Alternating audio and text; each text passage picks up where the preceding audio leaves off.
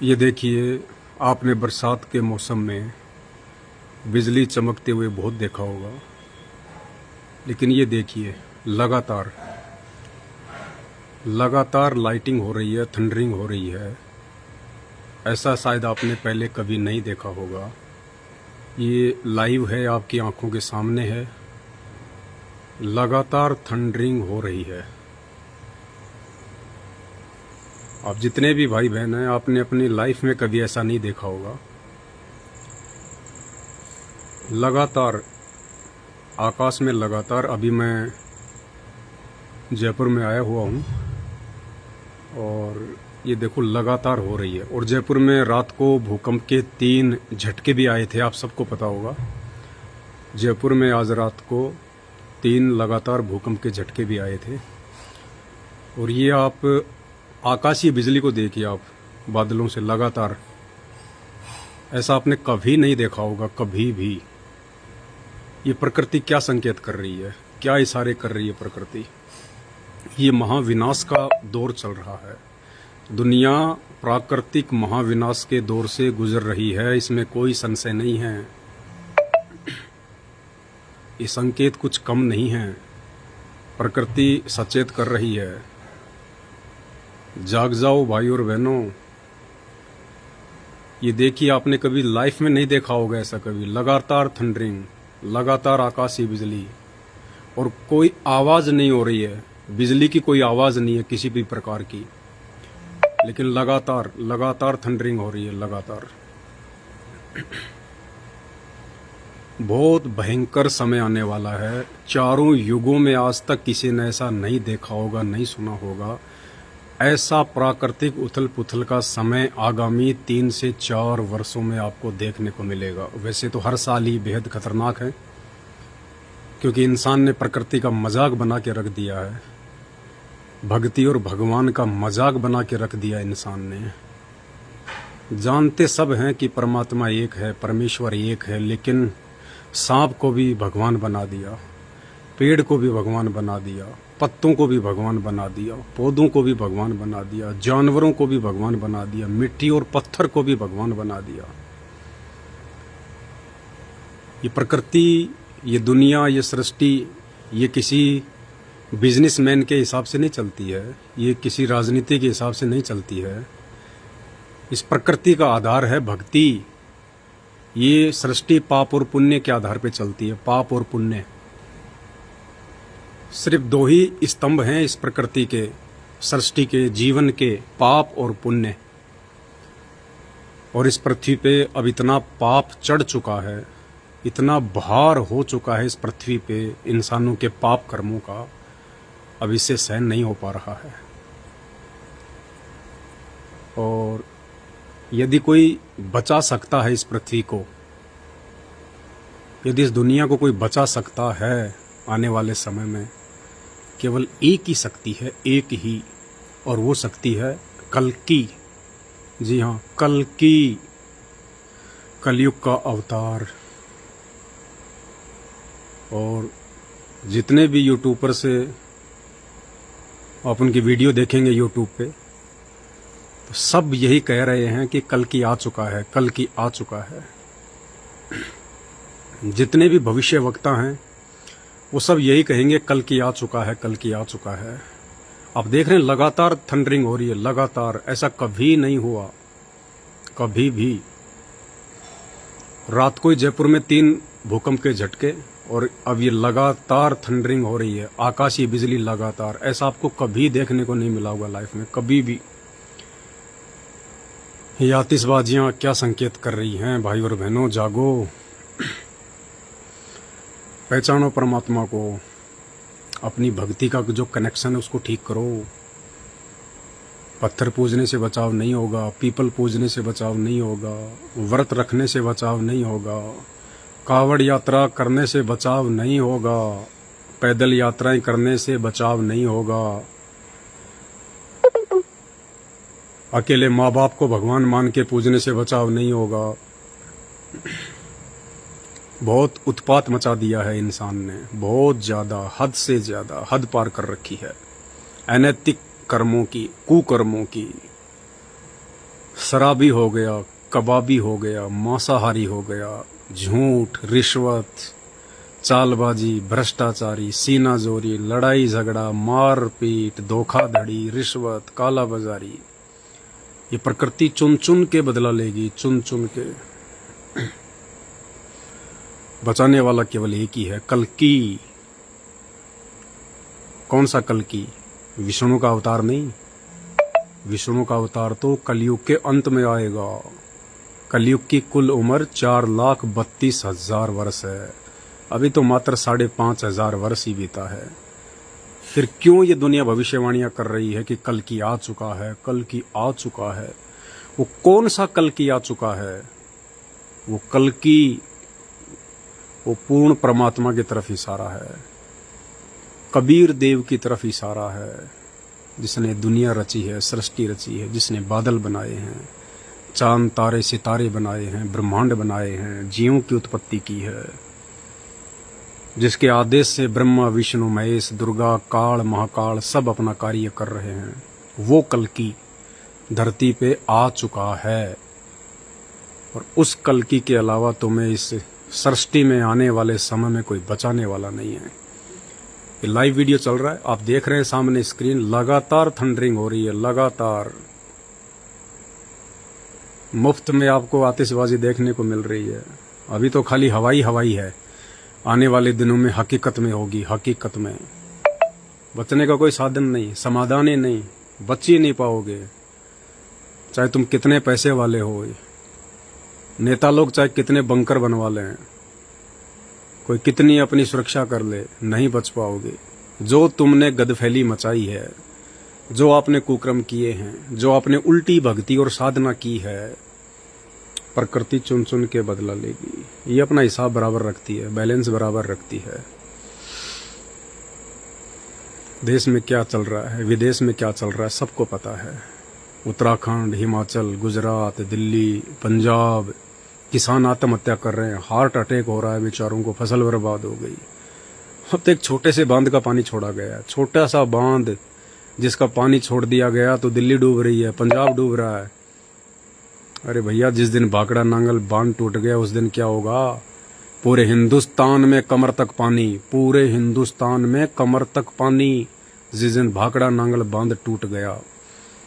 और प्रकृति के आगे सब बेबस। ना आपकी सरकारें कुछ कर सकती है, ना आपकी दौलत कुछ कर सकती है, ना आपके रिश्तेदार और माँ बाप कुछ कर सकते हैं, ना आपका ये शरीर, ये जोश, ये जुनून कुछ कर सकता है। सिर्फ कल्कि बचाएगा, कल्कि। और कल्कि का किसी को पता नहीं है कि कल्कि कौन है। सिर्फ हवाई फायरिंग कर रहे हैं लोग।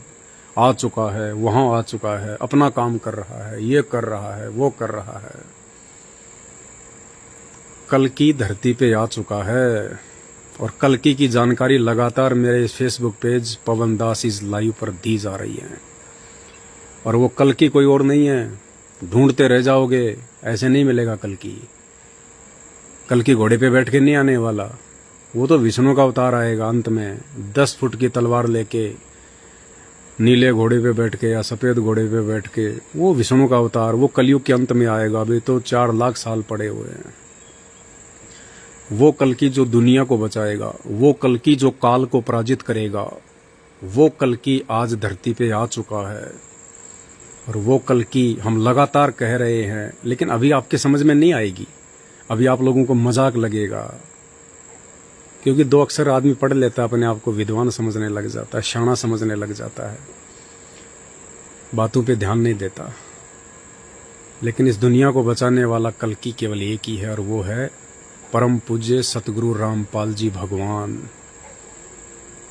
समझदार होंगे, जो बुद्धिमान होंगे, वो समय रहते उनके सत्संग सुनना शुरू कर देंगे और अपने बचाव का रास्ता निकाल लेंगे। मूर्ख होंगे, वाद विवाद करने वाले होंगे, बकवाद करने वाले होंगे, वो मजाक करेंगे, गालियां निकालेंगे, हट्ठास करेंगे, दांत निकालेंगे, नाक चढ़ाएंगे, और आने वाले समय में फिर अपनी दुर्गति भी करवाएंगे, कमर तोड़वाएंगे। संभल जाओ भाई और बहनों, संभल जाओ। ये सतगुरु रामपाल जी भगवान कोई आम व्यक्ति नहीं है। इसको आम संत समझने की भूल मत करना, आम व्यक्ति समझने की भूल मत करना। ये ईसाइयों का मसीह है, ये सरदारों का वाहिगुरु है, यही मुसलमानों का अल्लाह है और यही हिंदुओं का भगवान है, परमात्मा है, आदि राम है। इसके अलावा धरती पे कहीं जाके छुप जाना। केवल दो ही तरीके हैं आने वाले समय में प्राकृतिक आपदाओं से बचने के, पूरे धरती पे दो ही तरीके, तीसरा तरीका नहीं मिलेगा आपको। और ये 2028 तक का खेल है सारा। 2028 तक ये प्रकृति काफी कुछ अपने अंदर समेट लेगी। केवल दो ही तरह के व्यक्ति बच पाएंगे इन आगामी 4 से 5 वर्षों में। पहले प्रकार के वो जिनके पास में भक्ति धन है। भक्ति चाहे वो पिछले जन्मों का हो, वर्तमान में तो संत रामपाल जी की भक्ति के अलावा धरती पे कोई भक्ति है ही नहीं।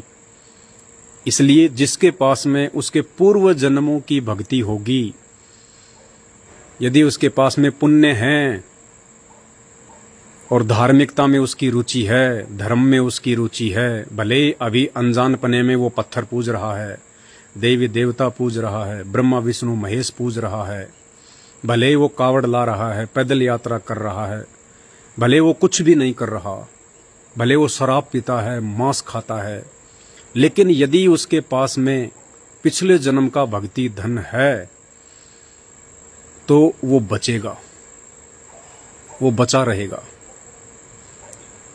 और दूसरे प्रकार के वो जो संत रामपाल जी की शरण में हैं या संत रामपाल जी के सत्संग सुन रहे हैं। तीसरे प्रकार का व्यक्ति आपको 2028 तक दिखाई नहीं देगा। अभी मजाक लग रहा होगा, लगेगा, क्योंकि त्रेता में रामचंद्र जी आए थे, उनको किसने भगवान माना था? लोग गालियां निकालते थे, रावण उनकी औरत उठा ले गया। कहाँ भगवान मानता था रावण राम को? माता कैकेयी ने अपने पुत्र भरत के लिए राज्य, रामचंद्र के लिए 14 साल का वनवास, उनकी खुद की चाची उनको भगवान नहीं मानती थी। लक्ष्मण बोला, भैया मैं तो तुम्हारे साथ चलूंगा, क्या पता तुम्हें कोई मार दे, कोई जंगली जानवर खा जाए, कोई राक्षस खा जाए, तुम्हारे साथ चलूंगा तुम्हारी सुरक्षा के लिए। तो लक्ष्मण भी कहाँ उन्हें भगवान मानता था, कहाँ उन्हें राम मानता था। राम को कौन खा जाएगा भाई? नगर निवासी वो भी उन्हें भगवान नहीं मानते थे, एक खाली एक राजा का बेटा मानते थे। और उस समय कोई कह देता कि ये भगवान है, विष्णु का अवतार है, तो लोग पता नहीं क्या क्या बोलते उसको उल्टा सीधा, तू मूर्ख है, तेरी बुद्धि खराब हो गई है।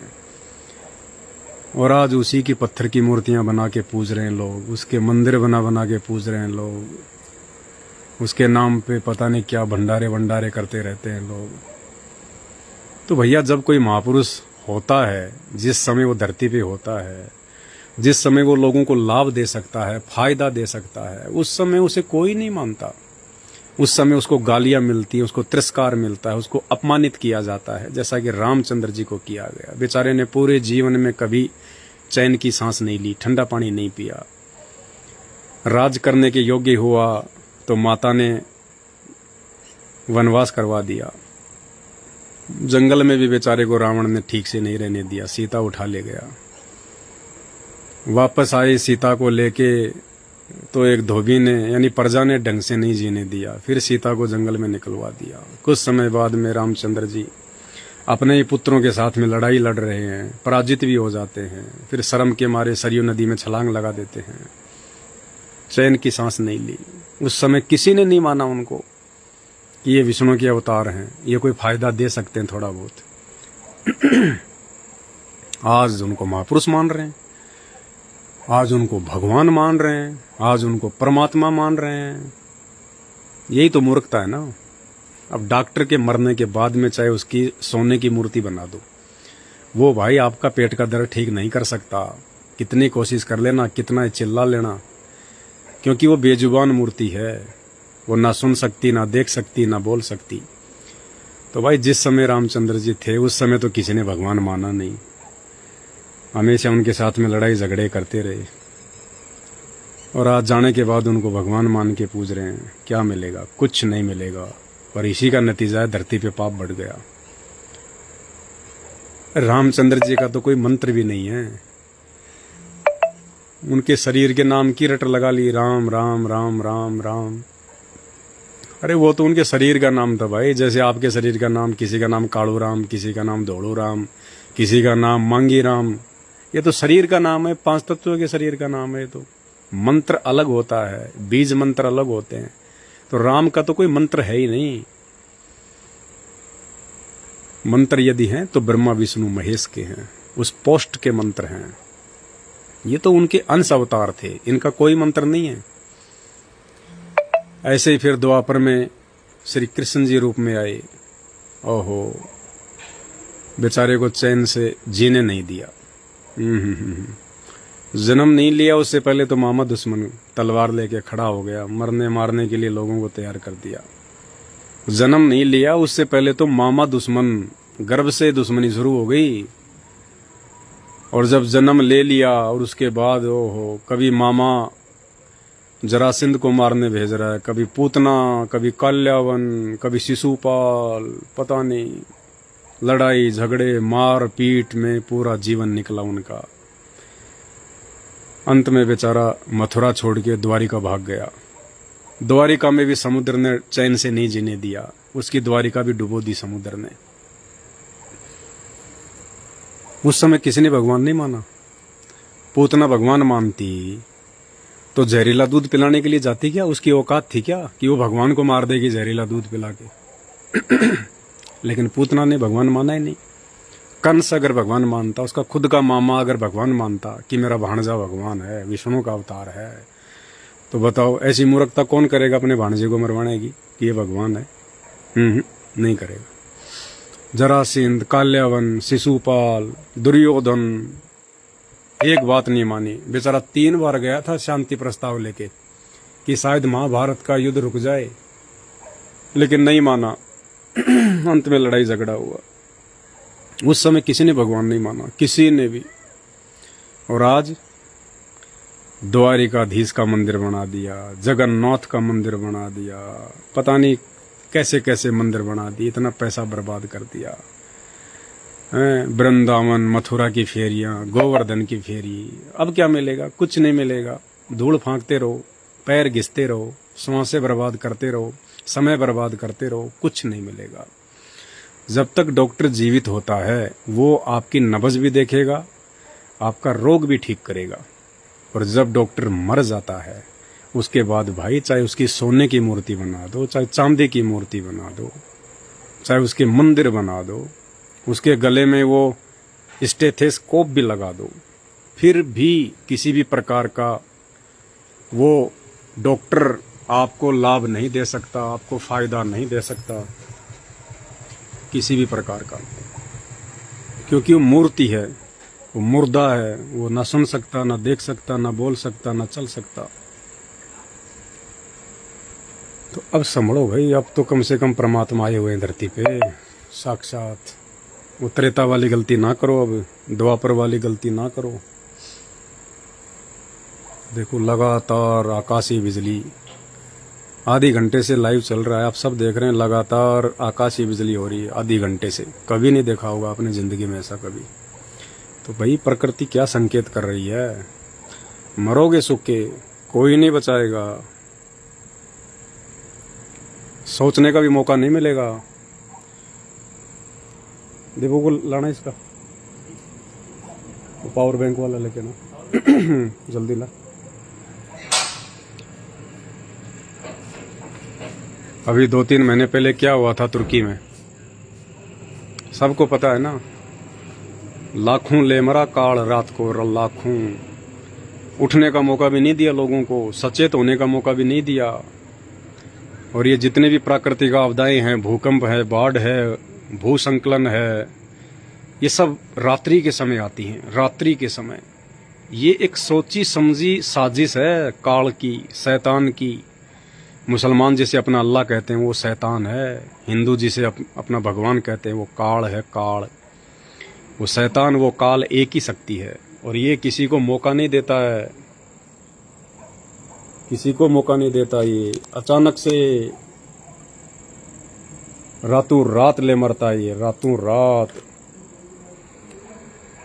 तो तुर्की में रातों रात भूकंप आया, लाखों को ले मरा। कोरोना आया, कई लाखों को ले मरा, कई लाखों को। 1 लाख खाता प्रतिदिन, ये इसको श्राप लगा हुआ है। 1 लाख जीव खाता है, 1 लाख। जितने भी मरते हैं ना यहाँ पे, दादा परदादा बेटा बेटी, जितने भी इंसान मरते हैं यहाँ पे, वो कहाँ जाते हैं? सीधे सबसे पहले काल के मुंह में जाते हैं। जितने भी उन्होंने कुकर्म किए होते हैं, शराब बीड़ी गुटखा चोरी जारी नशा, वो सूक्ष्म शरीर में उनकी वासना जमा होती रहती है। आप शराब पीते हैं, बड़ा आनंद आता है ना, है? शराब के नशे में पता नहीं क्या क्या कर देते हैं। कौन ले रहा है वो आनंद? अरे आपने शराब का प्याला मुंह के लगाया, जीभ ने आपको स्वाद बता दिया, अंदर कर दिया। अब जीभ तो नहीं ले रही वो आनंद, ना मुंह आनंद ले रहा। आनंद कौन ले रहा है शराब का? मन, मन ले रहा है आनंद। मन कौन है? ये काल है, ये शैतान है, शैतान, जिसकी आज सब लोग पूजा कर रहे हैं, सब लोग।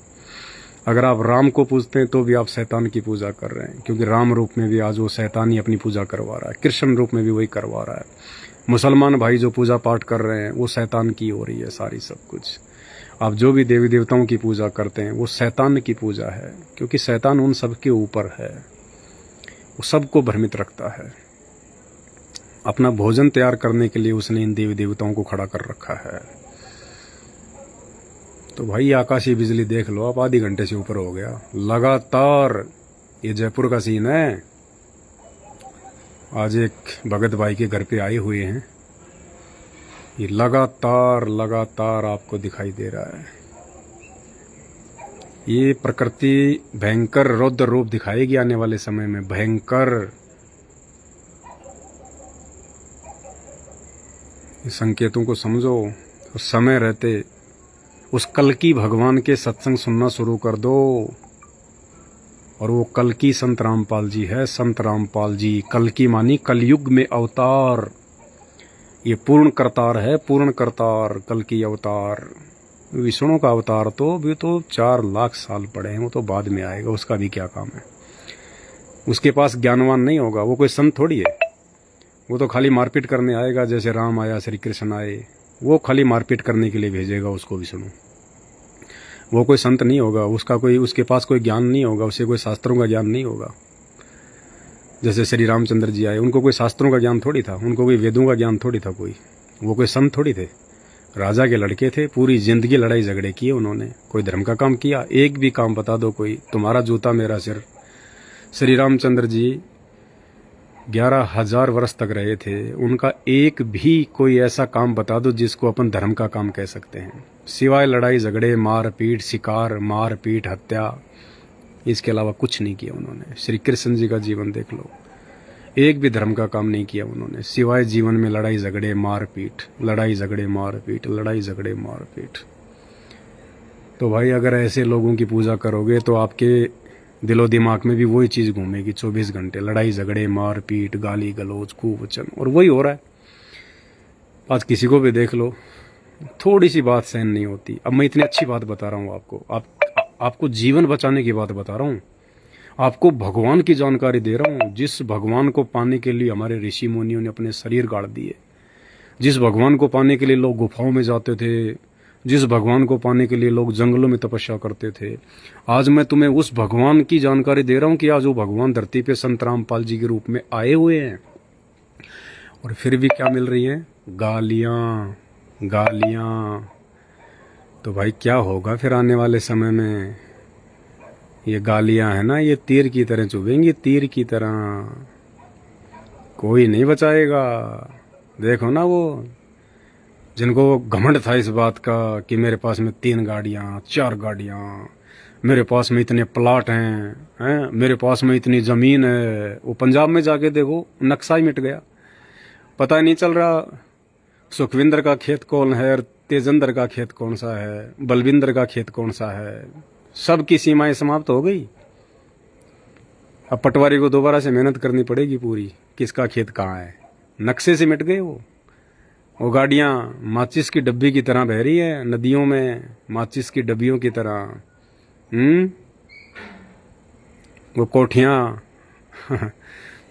फर्स्ट फ्लोर तक पानी आ गया उनमें।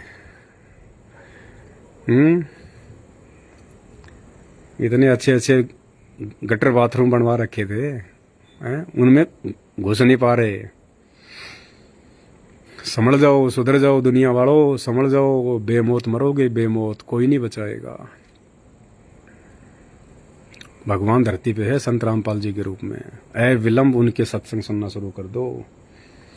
ये मान बढ़ाई, ये राग ईर्ष्या, इंसान भगवान नहीं हो सकता, इंसान भगवान नहीं हो सकता।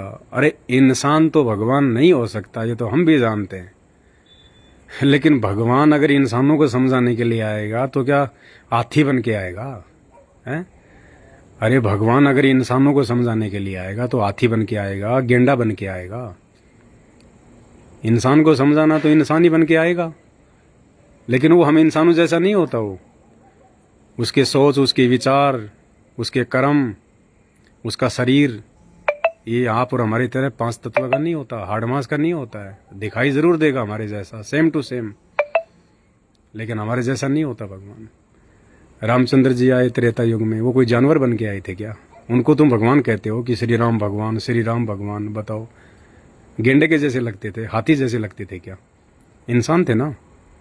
तो फिर श्री कृष्ण जी आए, वो भी तो इंसानों जैसे ही थे। जब वो भगवान हो सकते हैं तो आज संत रामपाल जी को भगवान बन के आने में क्या दिक्कत है? और वो तो हैं भगवान, वो तो बने बनाए भगवान है, वो तो आदि अनादि भगवान है।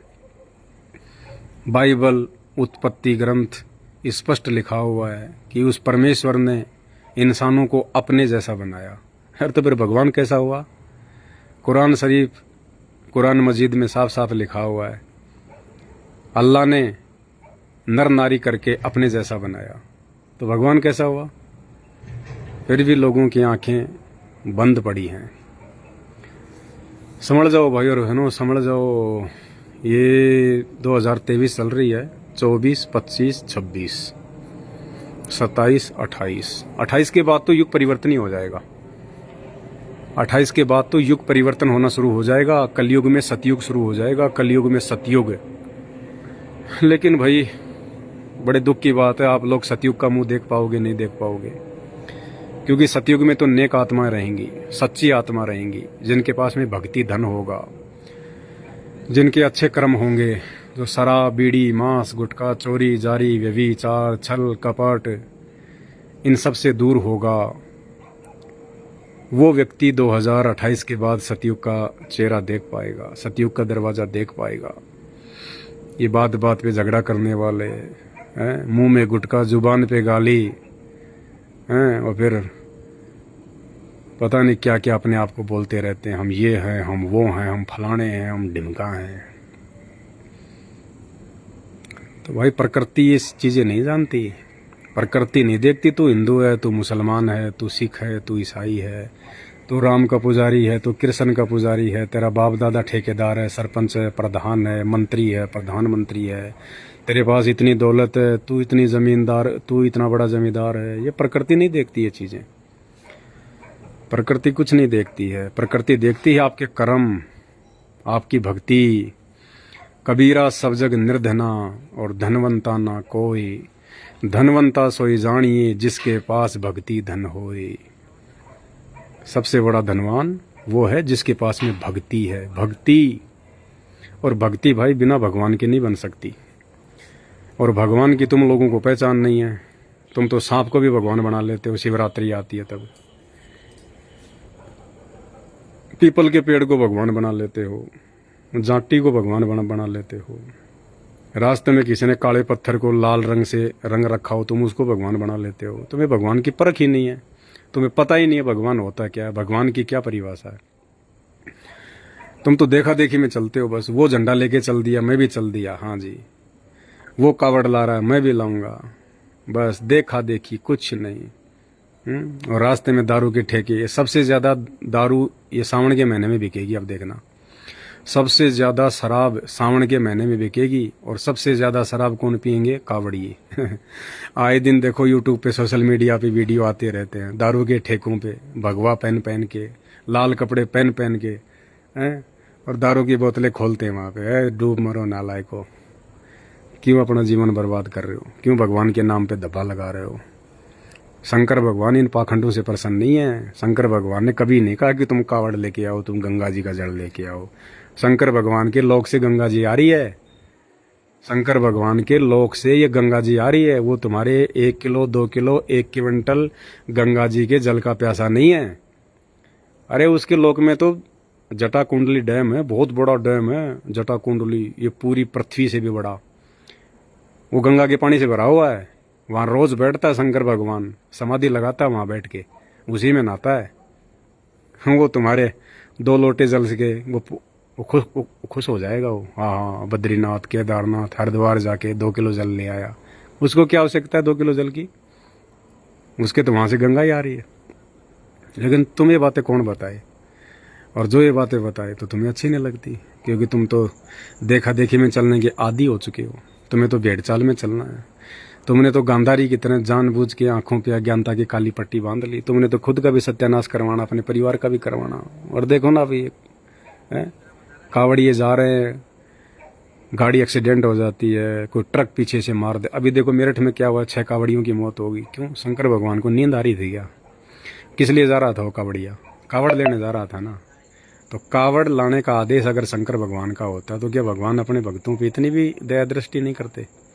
क्या भगवान को इस बात का पता नहीं था कि मेरे भगत की मौत होने वाली है, मेरा भगत मरने वाला है? नहीं बचाया ना, नहीं बचाएगा वही वो, क्योंकि वो उसके विधान में नहीं है, उसके संविधान में नहीं है। वो ऐसे लोगों की रक्षा नहीं करता जो लोग देखा देखी में चलते हैं, जो लोग शास्त्रों के विरुद्ध भक्ति करते हैं, शास्त्रों के विरुद्ध जो लोग साधना करते हैं, जिनकी भक्ति का कोई आधार ही नहीं है। आज कावड़ ले रहा है, कल को मेहंदीपुर के बालाजी के चला जाएगा, फिर बाबा श्याम जी के चला जाएगा, फिर और कोई कह देगा वो चलेंगे उस बाबा के। चल भाई, 50 कसम बना रखे हैं, 50 कसम। अरे भैया, आत्मा एक है, उसका परमात्मा भी एक ही है। एक आत्मा के अगर 50 कसम बनाओगे वो लाभ नहीं देगा, वो सहारा नहीं देगा। एक औरत यदि 2 कसम बना ले तो वो औरत भी इज्जत से जो है वो चली जाती है, उसकी कोई इज्जत नहीं करता, उसको वैश्या कहते हैं, उसको व्यभिचारिणी। और आत्मा के हमने 50 पति बना दिए। बताओ, सोमवार को वो पूज लिया, मंगलवार को दूसरा पूज लिया, बुधवार को तीसरा पूज लिया, बृहस्पतिवार को चौथा पूज लिया, शुक्रवार को 5वां पूज लिया, शनिवार को 6वां पूज लिया, रविवार को भैरू जी पूज लिए, शनि महाराज पूज लिए, पता ही नहीं कितने बना रखे हैं। तो बताओ, दुर्गति होगी, और दुर्गति हो रही है दुनिया की। किसी को मानसिक शांति नहीं है इस मानव योनि में। यह सर्वश्रेष्ठ योनि है, मानव योनि, इंसान योनि सर्वश्रेष्ठ, 84 लाख योनियों से भिन्न है। और ये मानव योनि प्राप्त करके भी आज इंसान सेटिस्फाई नहीं है, संतुष्टि नहीं है, उसको आत्मिक संतुष्टि नहीं है। तो आगे क्या होगा भाई तुम्हारा? और ये सब क्यों हो रहा है? क्योंकि तुम्हें भगवान की पहचान नहीं है, तुम्हें परमात्मा की पहचान नहीं है, तुम्हें उस अविनाशी परमेश्वर का पता नहीं है। जो अविनाशी परमेश्वर, जिसकी भक्ति करने से सर्व सुख मिलते हैं, आत्मा गदगद हो जाती है, आनंदित हो जाती है। वो अपने भगत के ऊपर फूल जितना भी कष्ट नहीं आने देता, अकाल मौत को टाल देता है वो परमेश्वर। ऐसा कोई रोग अपने भगत को नहीं लगने देगा जो उसका जीवन नाश कर दे। और आज देखो, हॉस्पिटल भरे पड़े हैं, हॉस्पिटल वेटिंग में लोग चलते हैं, वेटिंग में। क्यों? वो तो भक्ति कर रहे हैं ना। अरे ऐसा हिंदुस्तान में कौन व्यक्ति है जो भक्ति नहीं करता? कोई न कोई किसी न किसी की जरूर भक्ति करता है, फिर भी हॉस्पिटल भरे पड़े हैं। आए दिन कितने मर रहे हैं। क्यों भाई? वो भगवान इतने कमजोर हैं क्या? हैं? या वो नींद में सो रहे हैं? तो क्या काम किया ऐसे भगवान भाई? सोचो समझो भाई और बहनों, सोचो समझो। आप लोगों ने देखा देखी में भगवान पकड़ रखे हैं, देखा देखी में। हमारे बाप दादा भक्ति करते आ रहे हैं, हमने भी वही करनी शुरू कर दी। हमने कभी शास्त्र उठा के देखे? कभी गीता जी उठा के देखी? कभी वेद उठा के देखे? कभी ये पुराण उठा के देखे? ये भक्ति का आधार है। हम बच्चे को स्कूल में भेजते हैं, और बच्चा स्कूल में जाके अपनी पुस्तकें उठा के ना देखे, वो पास होगा क्या? जिंदगी में पास नहीं हो सकता। इसी प्रकार मनुष्य के लिए क्या भक्ति है, भगवान कौन है, किस भक्ति से सुख होगा, उसकी जानकारी हमारी पुस्तकों में मिलेगी। कौन सी पुस्तकों में? धार्मिक पुस्तकों में। कौन सी धार्मिक पुस्तकों में?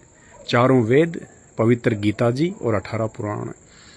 ये हमारे धार्मिक सिलेबस हैं। इनको उठा के कोई देखता नहीं है तो क्या होगा? यही होगा भाई, अकाल। अभी तो देखना आगे आने वाले समय में क्या होगा। अभी तो नानी याद आएगी, नानी याद। अभी तो सूक्ष्म रूप से शुरुआत है और शुरुआत में ही इतने ज़्यादा परेशान हो गए लोग, बिलखना शुरू हो गए। देख लो पंजाब में क्या हाल हो रहा है, हिमाचल में क्या हाल हो रहा है, गुजरात में 14 इंच बारिश हुई है अभी 2 दिन पहले, 14 इंच बारिश। जमुना जी का 78 साल में लोग कह रहे हैं पहली बार देखा इतना पानी, वृंदावन में, मथुरा में, दिल्ली में है। अब आप लोग तो दूर बैठे हुए हैं भाई, आप लोगों को क्या पता वहाँ जो लोग अस्त व्यस्त हैं, जिनके काम धंधे ठप हो रहे हैं, जो बेचारे झुग्गी झोपड़ी में रहते थे, जो बेचारे फुटपाथ पे सोया करते थे, रोड पे जो बेचारे थड़ी लगाते थे, जिनके छोटे मोटे चाय के, गुटके, बीड़ी पानी के जिनके खोखे लगे हुए थे, जो बेचारा जूतियाँ गाठा करता था, पुलिस किया करता था रोड पे बैठ के। क्या हाल है उन लोगों का? तुम तो खा पी के सो रहे हो, तुम्हें क्या पता कि दुनिया का क्या हाल हो रहा है।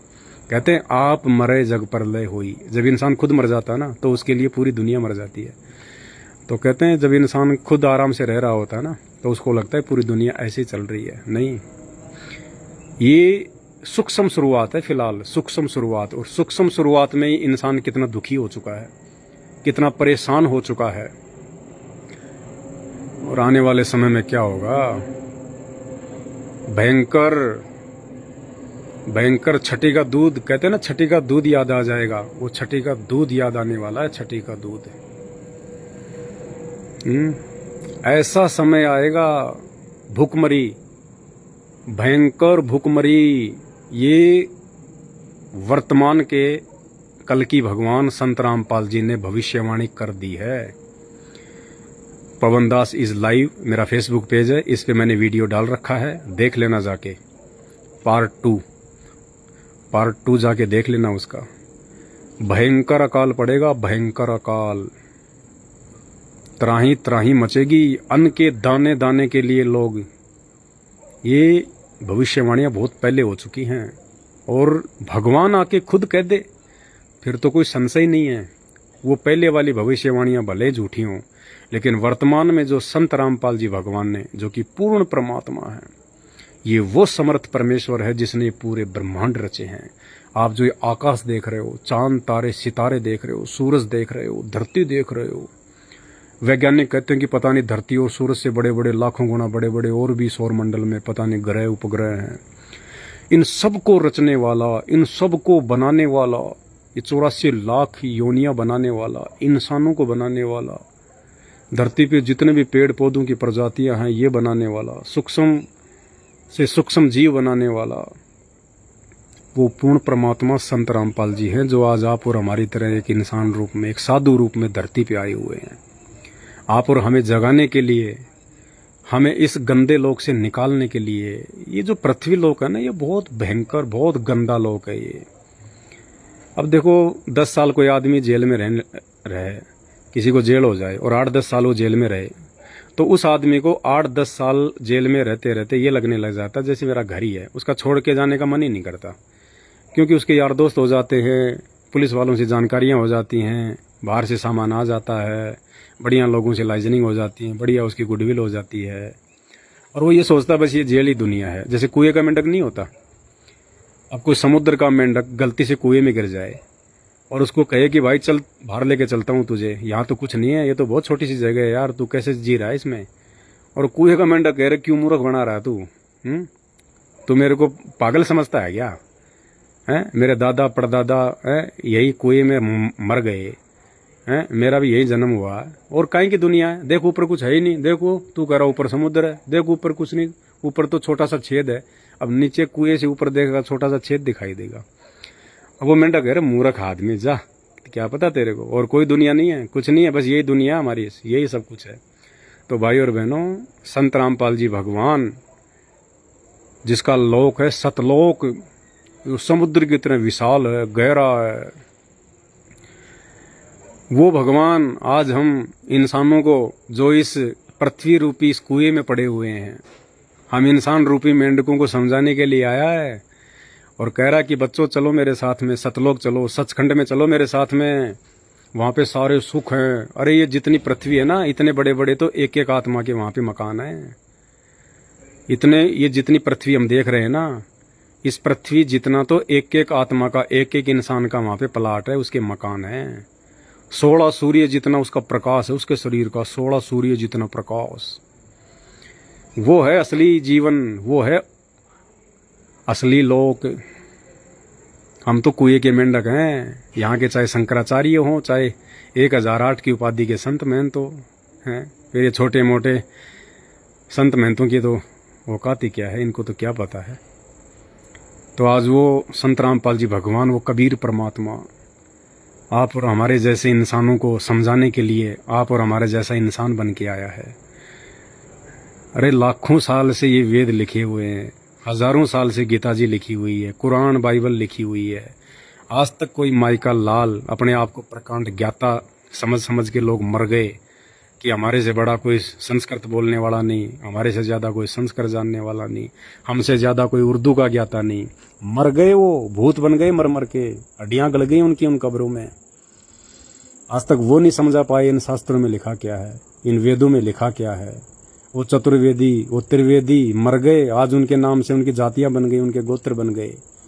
जो पहले चारों वेदों को जो कंठस्थ याद कर लेता था उसको चतुर्वेदी कहने लग गए, आज उनके गोत्र बन गए चतुर्वेदी, फलाना चतुर्वेदी। जो 3 वेदों को जानता था उस समय उसको त्रिवेदी कहा जाता था, आगे चल के वो गोत्र बन गया त्रिवेदी, रमेश त्रिवेदी, फलाना त्रिवेदी। जो 2 वेदों को जानता था, जिसने 2 वेदों का तोते की तरह रट्टा मार रखा था, सार तो समझ ही नहीं सकते थे कि वेद क्या कहना चाहते हैं, वेद भक्ति और भगवान के विषय में क्या कहना चाहते हैं। वेद कोई नोवेल थोड़ी है, वेद कोई महाभारत और रामायण की कोई कहानियां थोड़ी हैं। वेद मतलब भक्ति की जानकारी, परमेश्वर की जानकारी है, उनमें पूर्ण परमात्मा की जानकारी है। वो जानकारी है जिस जानकारी से हमारे जन्म मरण का रोग सदा सदा के लिए खत्म हो जाए, जिस जानकारी से हम 84 लाख योनियों में ना भटकें। एक परमात्मा कौन है, उस एक परमात्मा की प्राप्ति की भक्ति क्या है और सतलोक जाने का रास्ता क्या है, वो जानकारी है उन वेदों में और गीता जी में। तो ये कहाँ जानते बेचारे शंकराचार्य, आदि शंकराचार्य, संत महंत मंडलेश्वर हैं, इनके ये क्या, ये बेचारे आप और हमारे जैसे इंसान है। ये तो संस्कृत पढ़ ली, पढ़ती पढ़त पढ़ंती, घटती घटत गढ़ंती, बस संस्कृत अच्छी बोल लेते थे ये। अरे संस्कृत अच्छी बोलने से कोई शास्त्रों को थोड़ी समझा जा सकता है। शास्त्रों को तो तत्वदर्शी संत ही समझ सकता है। खुद वो परमात्मा जिसने शास्त्र लिखवाए हैं, जिसने शास्त्रों का ज्ञान दिया है इंसान को, जिसने वेद लिखवाए, वेदों का ज्ञान दिया, वो खुद वो परमात्मा खुद ही तत्वदर्शी संत बन के आता है। गीता जी अध्याय नंबर 15 श्लोक नंबर 104, गीता जी अध्याय 4 श्लोक 34 पढ़ो। भगवान कह रहे हैं कि हे अर्जुन, अगर तुझे पूर्ण परमात्मा की जानकारी चाहिए, पूर्ण मोक्ष चाहिए, तो किसी तत्वदर्शी ज्ञानियों के पास जाके समझ। श्री कृष्ण जी कह रहे हैं मेरे बस की बात नहीं है, मेरे पास में नहीं है ये ज्ञान, तत्वदर्शी ज्ञानियों के पास जाके समझ। तो भाई वो तत्वदर्शी ज्ञानी आज, चाहे उसको कल की भगवान कह दो, चाहे संत रामपाल जी कह दो, चाहे तत्वदर्शी कह दो, चाहे मुसलमानों की कुरान के अनुसार उसको बाखबर कह दो, इल्म वाला कह दो, आज वो बाखबर इल्म वाला तत्वदर्शी संत, वो भगवान, वो परमात्मा, वो असली राम, वो जगत का जगन्नाथ, वो तारणहार, हारे का सहारा, वो संत रामपाल जी हैं। संत रामपाल जी, नानक जी ने जिसको बाबा कहा है, बाबा कहलाने का अधिकारी आज धरती पे केवल संत रामपाल जी है। दूसरा कोई पाखंडी अज्ञानी अपने आप को बाबा नहीं कहलवा सकता। बाबा का मतलब होता है सबका बाप, सबका, जिसने सब इंसानों को रचा है उसको कहते हैं बाबा, जिसने पूरी सृष्टि को रचा है उसको कहते हैं बाबा, यानी बाप का बाप, उसको कहते हैं बाबा। तो हम इंसानों का झूठा बाप बन के बैठा ये काल है, शैतान, मुसलमान धर्म में जिसको शैतान कहा जाता है, हिंदू जिसे काल कहते हैं, ये हम सबका बाप बन के बैठा है यहाँ पे। और बाबा इस काल का भी बाप, वो कबीर परमात्मा जो आज संत रामपाल जी के रूप में धरती पे प्रकट है, इसलिए उसको बाबा कहते हैं, बाबा। तो भाई उस बाबा की पहचान करो। और बाबा की पहचान ऐसे नहीं होगी कि बाबा तो जेल में बैठा है, बाबा कैसे भगवान हो गया हैं, बाबा जेल में बैठा है, बाबा कैसे भगवान हो गया। अरे तो श्री कृष्ण जी का जन्म कौन सा आकाश मार्ग से हुआ था हैं? या समुद्र से निकल के आए थे वो? उनका भी तो जेल में जन्म हुआ था, फिर वो कैसे भगवान हो गए? उस समय लोग उनका मजाक उड़ाया करते थे। जब कोई कहता था ना कि ये भगवान है, ये शक्ति है, कहते काहे की भगवान शक्ति है, कंस की जेल में पैदा हुआ है, तेरा भी दिमाग खराब हो गया, कहता भगवान है। रामचंद्र जी को जब मंदोदरी ने कहा ना कि भाई तूने गलती कर दी और तू तो साक्षात जो है वो लक्ष्मी को उठा के ले आया, ये विष्णु के अवतार है रामचंद्र जी, तूने अपनी मौत को गले लगा लिया, अभी भी समय है, सीता को वापस लौटा दे, श्री राम से माफी मांग ले। तो रावण ने कहा कि मंदोदरी तू पागल हो गई, वो जंगल में रहने वाले बनचर, वो मृग मारने वाले मांसाहारी है, तू क्या जाने तू उनको, क्या है वो है? मैं तीनों लोगों का विजेता रावण है, मेरा बेटा इंद्रजीत जिसने इंद्र को जीत के उसकी बेटी सुलोचना से शादी कर रखी है, अरे 33 करोड़ देवी देवता मेरी जेल में पड़े हैं और तू मुझे उन 2 बनचरों से डरा रही है। तो मेरे भाइयों, जिस समय कोई महापुरुष आता है धरती पे, उस समय उसको कोई नहीं मानता, सब उसको बेइज्जत करते हैं, उसको दुत्कारते हैं। बाबा रामपाल जेल में पड़ा है, बाबा रामपाल कहाँ का भगवान है? तो 33 करोड़ देवता कौन से विमान में घूम रहे थे त्रेता युग में? है भाई, ये 33 करोड़ देवी देवता कोई विमान में घूमते थे क्या? है? ये रावण की जेल में नहीं पड़े थे? है? जब तुम इन कैदियों को भगवान कह सकते हो, 33 करोड़ देवी देवताओं को जो रावण के कैद में थे, और शनिदेव जिसे तुम इतना डरते हो, तेल चढ़ाते हो, हाथ जोड़ते हो, शनिदेव, रावण जब सिंहासन पे बैठा करता था ना तो शनिदेव को अपने पैर के नीचे दबा के रखता था, यानी शनिदेव को तो उसने अपना आसन बना रखा था, शनि महाराज को, उसके ऊपर तो पैर रखा करता था नीचे रावण। तुम उस शनि महाराज से डर रहे हो क्या? भाई और बहनों, जागो, आंखें खोलो, परमात्मा है अभी धरती पे, अपना भला करवा लो, आत्म कल्याण करवा लो, बाद में रोओगे, पछताओगे, आंखों के सामने मरेंगे तुम्हारे परिवार वाले, देख लेना, तुम्हें कोई नहीं बचाएगा। बहुत भयंकर दुर्गति होने वाली है, ये अंत का समय है, ये अंत का समय है, और इस अंत के समय में वो बिरले बचेंगे जो बिरले संत रामपाल जी की शरण में होंगे। और मात्र संत रामपाल जी के शरण में रहने से काम नहीं चलेगा कि हमने तो संत रामपाल जी को अपना गुरु बना लिया।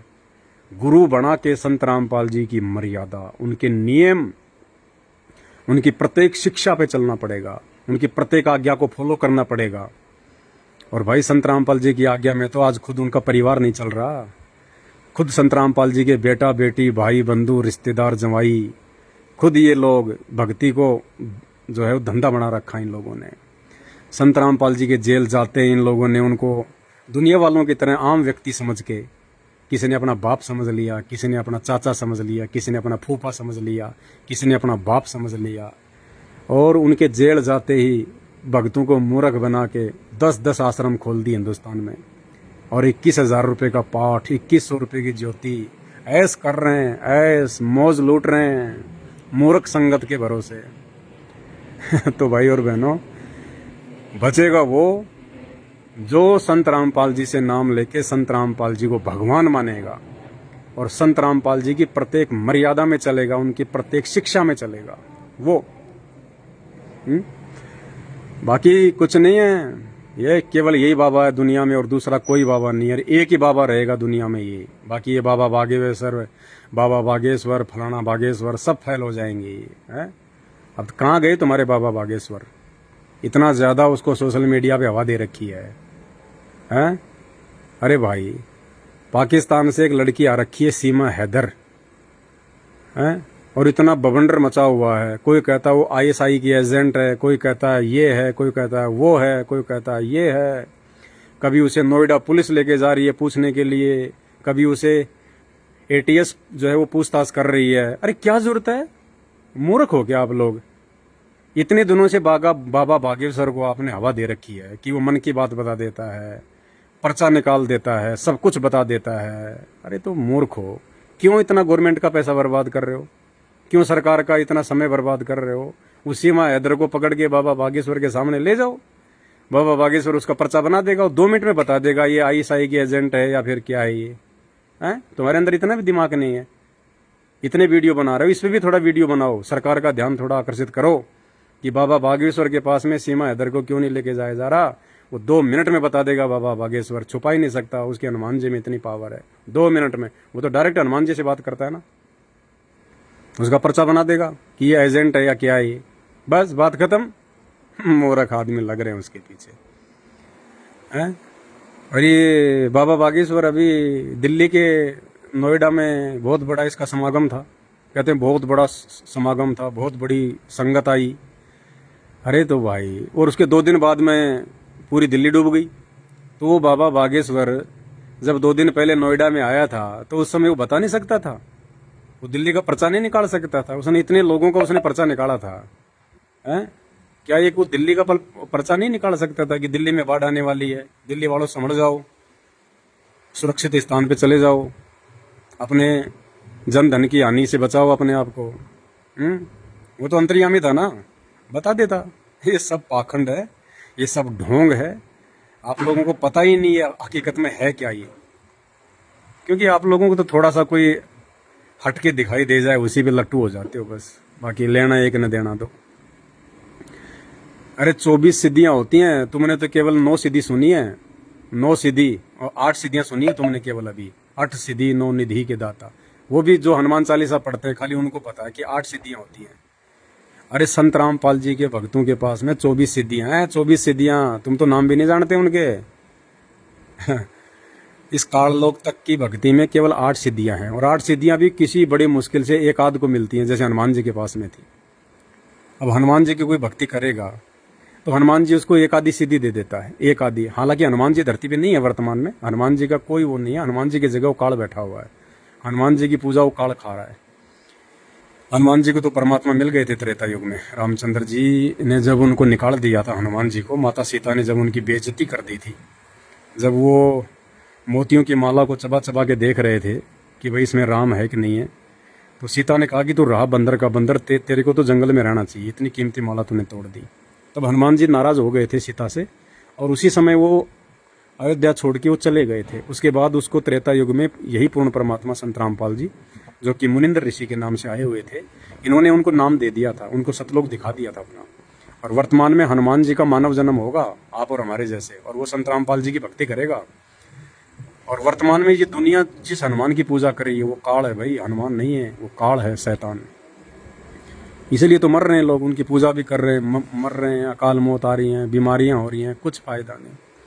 तो होता क्या है कि काल तक की जो आदमी भक्ति करता है ना, उसको 1-2 सिद्धि वो दे देता है। तो ये बाबा बागेश्वर के पास में जो सिद्धि है वो एक सिद्धि है, एक सिद्धि मनवृत्ति बतावे, यानी आदमी की मन की बात को वो बता देता है कि आदमी क्या सोच रहा है, उसको कहते हैं मनवृत्ति। एक सिद्धि मनवृत्ति बतावे। ये तो कोई छोटी सी चीज़ है, तो इससे क्या होगा, ये तो खुद बहुत बड़े नुकसान में जा रहा है। इसने जो भक्ति कमाई करी कोई पिछले जन्म में या वर्तमान में, उसके बलबूते पे इसको ये सिद्धि मिल गई, इसने तपस्या की होगी। अब इस सिद्धि से क्या होगा, यह अपनी कमाई को खर्च कर रहा है, ये किसी के बाप का नाम बता रहा है, किसी के बेटे का नाम बता रहा है, किसी का क्या बता रहा है, मतलब लोगों की मन की बात बता के ये अपना अकाउंट जो है खाली कर रहा है।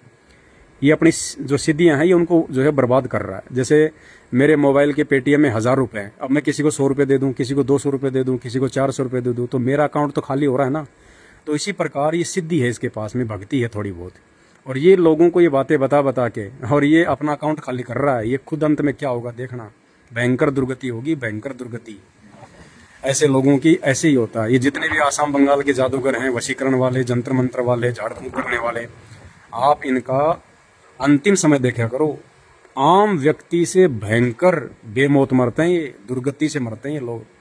तो ये बाबा बागेश्वर है, जितने भी संत महात्मा हैं, ये जो लोगों को आशीर्वाद दे रहे हैं, क्योंकि आशीर्वाद देने के अधिकारी नहीं है ये लोग, बाबा कहलाने के अधिकारी नहीं है ये लोग, संत पदवी पे रहने के अधिकारी नहीं है। ये सब जीव हैं, आप और हमारे जैसे इंसान है ये। इनको तो खुद परमात्मा की पहचान करके उसकी भक्ति करनी चाहिए अपने आत्म कल्याण के लिए। ये खुद भी 84 लाख योनियों में, इनके भगत भी 84 लाख योनियों में रहेंगे, सबकी दुर्गति होगी यहीं पे। तो भाई सुगति अगर चाहिए तो केवल संत रामपाल जी की भक्ति करनी पड़ेगी, और दुनिया में दूसरा कोई रास्ता नहीं है। बाकी आप लोगों की अपनी मर्जी है भाई। हमें पता है कि हमारी बात को कोई नहीं मानेगा इस समय, पता है, क्योंकि काल का प्रभाव इतना ज़बरदस्त है दुनिया के ऊपर। सच्ची बात लोगों को सुहाती नहीं है। सच्ची बात बताने वाला तो आज के समय में दुश्मन होता है। दुश्मन कोई सही सलाह दे दे ना तो वो उसको दुश्मन समझता अपना। और कोई कहते चल रहे यार, अरे चल आज पार्टी करते हैं, चल चल आज मेरे साले की शादी है, चल आज तो छिप के पियेंगे, ओ 2 कोर लेगा साथ में, अरे चल चल बड़े दिनों के बाद में, ये है मेरा पक्का यार। और कोई ये कहते रहे यार भाई साहब अपने बाल बच्चों का थोड़ा ध्यान रखो, उनके लिए कमाओ, क्या शराब वराब पीते हो यार, ये 200 रुपये की दारू पी जाओगे, 200 रुपये के घर में बच्चों के लिए मिठाई ले जाओ, फल फ्रूट ले जाओ यार, बच्चे भी खुश रहते, उनका स्वास्थ्य बनेगा। शराब पिएगा तेरा स्वास्थ्य बिगड़ेगा। अरे चल चल, तेरे को किसने कहा था सलाह देने के लिए, फोकट में सलाह दे रहा है, निकले यहाँ से। तो भाई सच्ची बात बताने वाले की कोई तवज्जो नहीं है। अरे हमारी तो छोड़ो भाई, जब खुद भगवान धरती पे आके लोगों को आत्म कल्याण का रास्ता दिखा रहा है, 84 लाख योनियों में गधा कुत्ता बनने से रोकने का रास्ता दिखा रहा है संत रामपाल जी, लोग उनको नहीं मान रहे हैं, उनको पता नहीं क्या क्या गालियां देते हैं, कैसे कैसे बोलते हैं। तो भाई अब उनके भक्तों को कौन तवज्जो देगा। लेकिन आने दो समय, बहुत जल्दी वो समय आ रहा है, बहुत जल्दी वो समय आ रहा है। इस पूरी दुनिया पे संत रामपाल जी का एक छत्र राज्य होगा, एक छत्र राज्य संत रामपाल जी का होगा। देश विदेश के जितने भी लोग जो बचेंगे, जो धार्मिक आत्माएं होंगी, जिनकी भक्ति और भगवान में आस्था होगी, क्योंकि आने वाले 4-5 वर्षों में वही आत्मा बचेंगी जिनमें धर्म और भक्ति को लेकर आस्था होगी और जो संत रामपाल जी के भगत होंगे। बाकी सब ऐसे जाएंगे जैसे गधे के सिंग से सिर जाते हैं, कोई नहीं बच पाएगा। तो उस समय बहुत थोड़ी जनसंख्या रह जाएगी और जितने लोग होंगे वो सब लोग संत रामपाल जी के फॉलोवर होंगे, संत रामपाल जी की भक्ति करेंगे।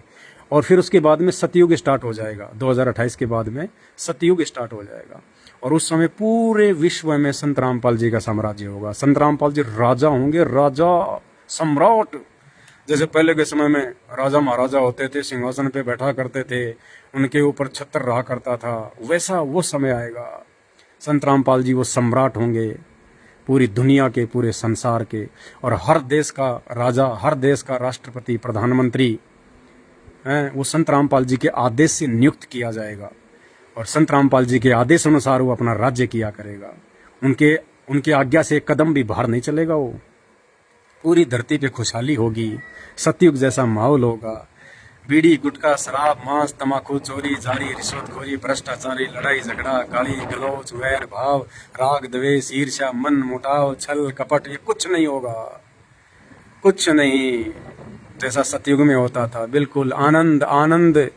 कोई जानवरों को भी जो है परेशान नहीं किया करता था, पशु पक्षियों को भी कोई दुखी नहीं किया करता था। वो समय आएगा, सीमाएं मिट जाएंगी, आर्मियां हट जाएंगी, केवल देश रहेंगे टुकड़ों में, लेकिन वहाँ से आर्मी वगैरह सब हटा ली जाएगी। जैसे आज एक देश के अंदर कितने स्टेट होते हैं, हर स्टेट के वहाँ कोई आर्मी नहीं होती है। इसी प्रकार पूरा विश्व एक हो जाएगा। ये देश जो है टुकड़ों में रहेंगे, अमेरिका अमेरिका की जगह रहेगा, अफ्रीका अफ्रीका की जगह रहेगा, अमेरिका अमेरिका की जगह, हिंदुस्तान हिंदुस्तान की जगह रहेगा। लेकिन आने जाने में कोई रोक टोक नहीं होगी, सारी सीमाएं समाप्त हो जाएगी, कोई आर्मी नहीं होगी, कुछ नहीं होगा, ना कोई चेक पोस्ट होगा, कुछ नहीं होगा।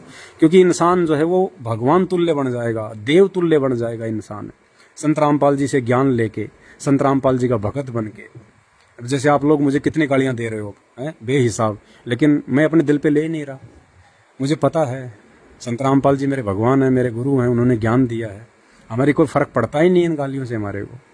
और ना मैं अपने मन में आप लोगों के प्रति कोई ऐसा भाव पैदा कर रहा हूँ कि मेरे मन में आप लोगों के प्रति ऐसी कोई जलन हो। नहीं, हमें पता है कि आप लोग बीमार हो, आध्यात्मिक रूप से आप लोग अभी थोड़ा बीमार हो, और जब भी बीमारी ठीक होगी, और बीमारी कैसे ठीक होगी, ये संत रामपाल जी के सत्संग से होगी। दूसरा धरती पे कोई इलाज, कोई इंजेक्शन नहीं है। तो उस समय पूरी धरती पे 2028 के बाद में पूरी धरती पे संत रामपाल जी का साम्राज्य होगा, एक छत्र राज्य होगा उनका। और फिर देखना, फिर आज तुम जिनको कुछ तवज्जो नहीं दे रहे ना संत रामपाल जी को और उनके भक्तों को, उस समय देखना इन्हीं लोगों से लोग सलाह लिया करेंगे। संत रामपाल जी और उनके भक्तों से लोग सलाह लिया करेंगे, क्या करें क्या ना करें। भाई और बहनों, असली भविष्यवक्ता दुनिया में यदि कोई है तो संत रामपाल जी के भगत हैं। क्योंकि संत रामपाल जी के ज्ञान से हम लोग आगे का जीवन देख सकते हैं कि क्या होने वाला है, किस कदर माहौल बिगड़ेगा, किस कदर लोगों पे आपत्ति आएंगी, किस कदर हाहाकार मचेगी।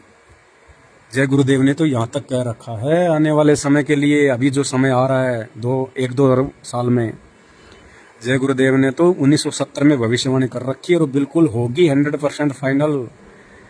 ऐसा समय आएगा, ऐसी भुखमरी आएगी। जय गुरुदेव ने कहा है कि बच्चों, आज तुम मुट्ठी भर के पैसा ले जाते हो, आज तुम मुट्ठी भर पैसा ले जाते हो और बोरा भर के अनाज लाते हो, बोरा भर के। और वर्तमान समय के लिए उसने कह रखा कि वो समय आएगा तुम बोरा भर के पैसा ले जाओगे, बोरा भर के, और मुट्ठी भर अनाज नहीं ला पाओगे। और उस समय यदि गंदी नाली में कोई रोटी का टुकड़ा पड़ा हुआ मिल जाएगा तो भूखे कुत्ते की तरह लपक के खा जाओगे उसको, कि खाएंगे तो जान बचेगी। ये नहीं देखोगे कि मेरा बच्चा भूखा है, मेरी माँ भूखी है, मेरा बाप भूखा है। नहीं, आदमी अपनी जान बचाने के लिए दौड़ेगा। 15-15 कोस पे दीपक जलते दिखाई देंगे, 15-15 कोस पे इतनी जनसंख्या छट जाएगी। मिट्टी के भाव हो जाएगा सोना और जमीन, सोना और जमीन, मिट्टी के भाव, मिट्टी के भाव। और वो युग परिवर्तन का समय आगामी 5 वर्ष है, आगामी 5 वर्ष। और भयंकर त्राईमान 3 वर्षों में मचेगी, 3 वर्षों में। क्योंकि परमात्मा धरती पे है, ये उस त्राईमान को रोक सकता है। प्राकृतिक आपदाओं को संत रामपाल जी रोक सकते हैं। इस विश्व में, इस पूरी सृष्टि में यदि कोई सर्वशक्तिमान महापुरुष है जो सूरज को भी रोक सकता है, वो चाहे तो सूरज 1 साल के लिए स्थिर हो सकता है, वो चाहे तो सूरज पूर्व की जगह पश्चिम से उदय हो सकता है। संत रामपाल जी चाहे तो कुछ भी हो सकता है। वो भूकंप को रोक सकते हैं अपने आशीर्वाद से, प्राकृतिक आपदाओं को रोक सकते हैं वो। अब आप कहोगे कि फिर रोक क्यों नहीं रहे? रुकवा दो अपने बाबा से। ऐसे नहीं रुकेंगे भाई, आप उनकी शरण में आ जाओ, फिर आपका बाड़ बाका नहीं होगा। जैसे हम संत रामपाल जी के भगत हैं, साथ संगत से जुड़े हुए भाई बहन, सत्सेवक, हमारा बाड़ ही बाका नहीं हो सकता, बाड़ ही बाका। चाहे 100 रिएक्टर का भूकंप आ जाओ, 100 रिएक्टर का। अभी जो तुर्की में भूकंप आया था वो 7.5 रिएक्टर का था। अरे चाहे 100 रिएक्टर का भूकंप क्यों ना आ जाओ, 100 रिएक्टर का, संत रामपाल जी के भक्तों का पैर का नाखून भी नहीं बिगड़ सकता। चाहे कितनी भयंकर बाढ़ क्यों ना हो, संत रामपाल जी के भगत की पानी में डूब के मौत नहीं हो सकती। क्योंकि संत रामपाल जी ने हमें वो मंत्र दे रखे हैं, वो बीज मंत्र दे रखे हैं जो इस सृष्टि में और किसी के पास नहीं है। और संत रामपाल जी ने हमारे को रक्षा मंत्र दे रखा है, मर्यादा, भक्ति। और फिर संत रामपाल जी का वचन है, उनका वायदा है। संत रामपाल जी ने अपने भक्तों के साथ एक एग्रीमेंट कर रखा है जो उनसे नाम उपदेश ले लेता है कि बच्चों, ये मंत्र यदि तुम जाप करोगे और अपने गुरु को भगवान मानोगे, गुरु के अलावा किसी और में भगवान नहीं देखोगे, और मेरी प्रत्येक आज्ञा में चलोगे, उसके बाद में उनका एक मंत्र है और वो कहते हैं, सतगुरु शरण शरणाई और शरण गए कछु भय नहीं व्यापे, काल जाल भय मिट जाई, रोग शोग छल छिद्र न व्यापे, सन्मुख न ठहराई, और जहर अग्नि तन निकट नहीं आवे, दूरी जात रंगाई, और वीर बेताल बाण नहीं लागे, जम के कोट ढहाई, 98 पुण्य मूठ ना लागे, उल्ट तही दरखाई, और बैर करे सोए दुख पावे, सुरती शब्द मिल जाई, कहे कबीर हम जम दम पहले, सतगुरु लाख दुहाई। यानी संत रामपाल जी का ये वचन है, ये एग्रीमेंट है। जो उनसे एक बार नाम उपदेश ले लेगा और उनको भगवान मान के और आजीवन मर्यादा में रह के उनकी भक्ति करेगा, उनके नियमों का पालन करेगा, ये बीड़ी गुटखा शराब चोरी जारी ठगी मांस छल कपट राग द्वेष इन सब से दूर हटके अपने भगवान की भक्ति करेगा। फिर संत रामपाल जी का वचन है कि मेरे भगत को ना तो आग मार सकती, ना मेरे भगत को पानी मार सकता, ना मेरा भगत आकाश में मर सकता, ना मेरे भगत को धरती मार सकती। जिस दिन उस भगत की भक्ति पूरी हो जाएगी, उस दिन जब वो भगत कहेगा कि गुरुजी मुझे ले चलो परमात्मा, अब मुझे इस गंदे लोक से, इस मृत्यु लोक से मुझे अपने सतलोक में ले चलो परमात्मा, उस दिन संत रामपाल जी अपने भगत का शरीर छुड़वाएगा। पता ही नहीं चलेगा, जैसे आदमी सपने से उठता है ना, रात को सो के आदमी सुबह उठता है, ऐसे शरीर छूटेगा।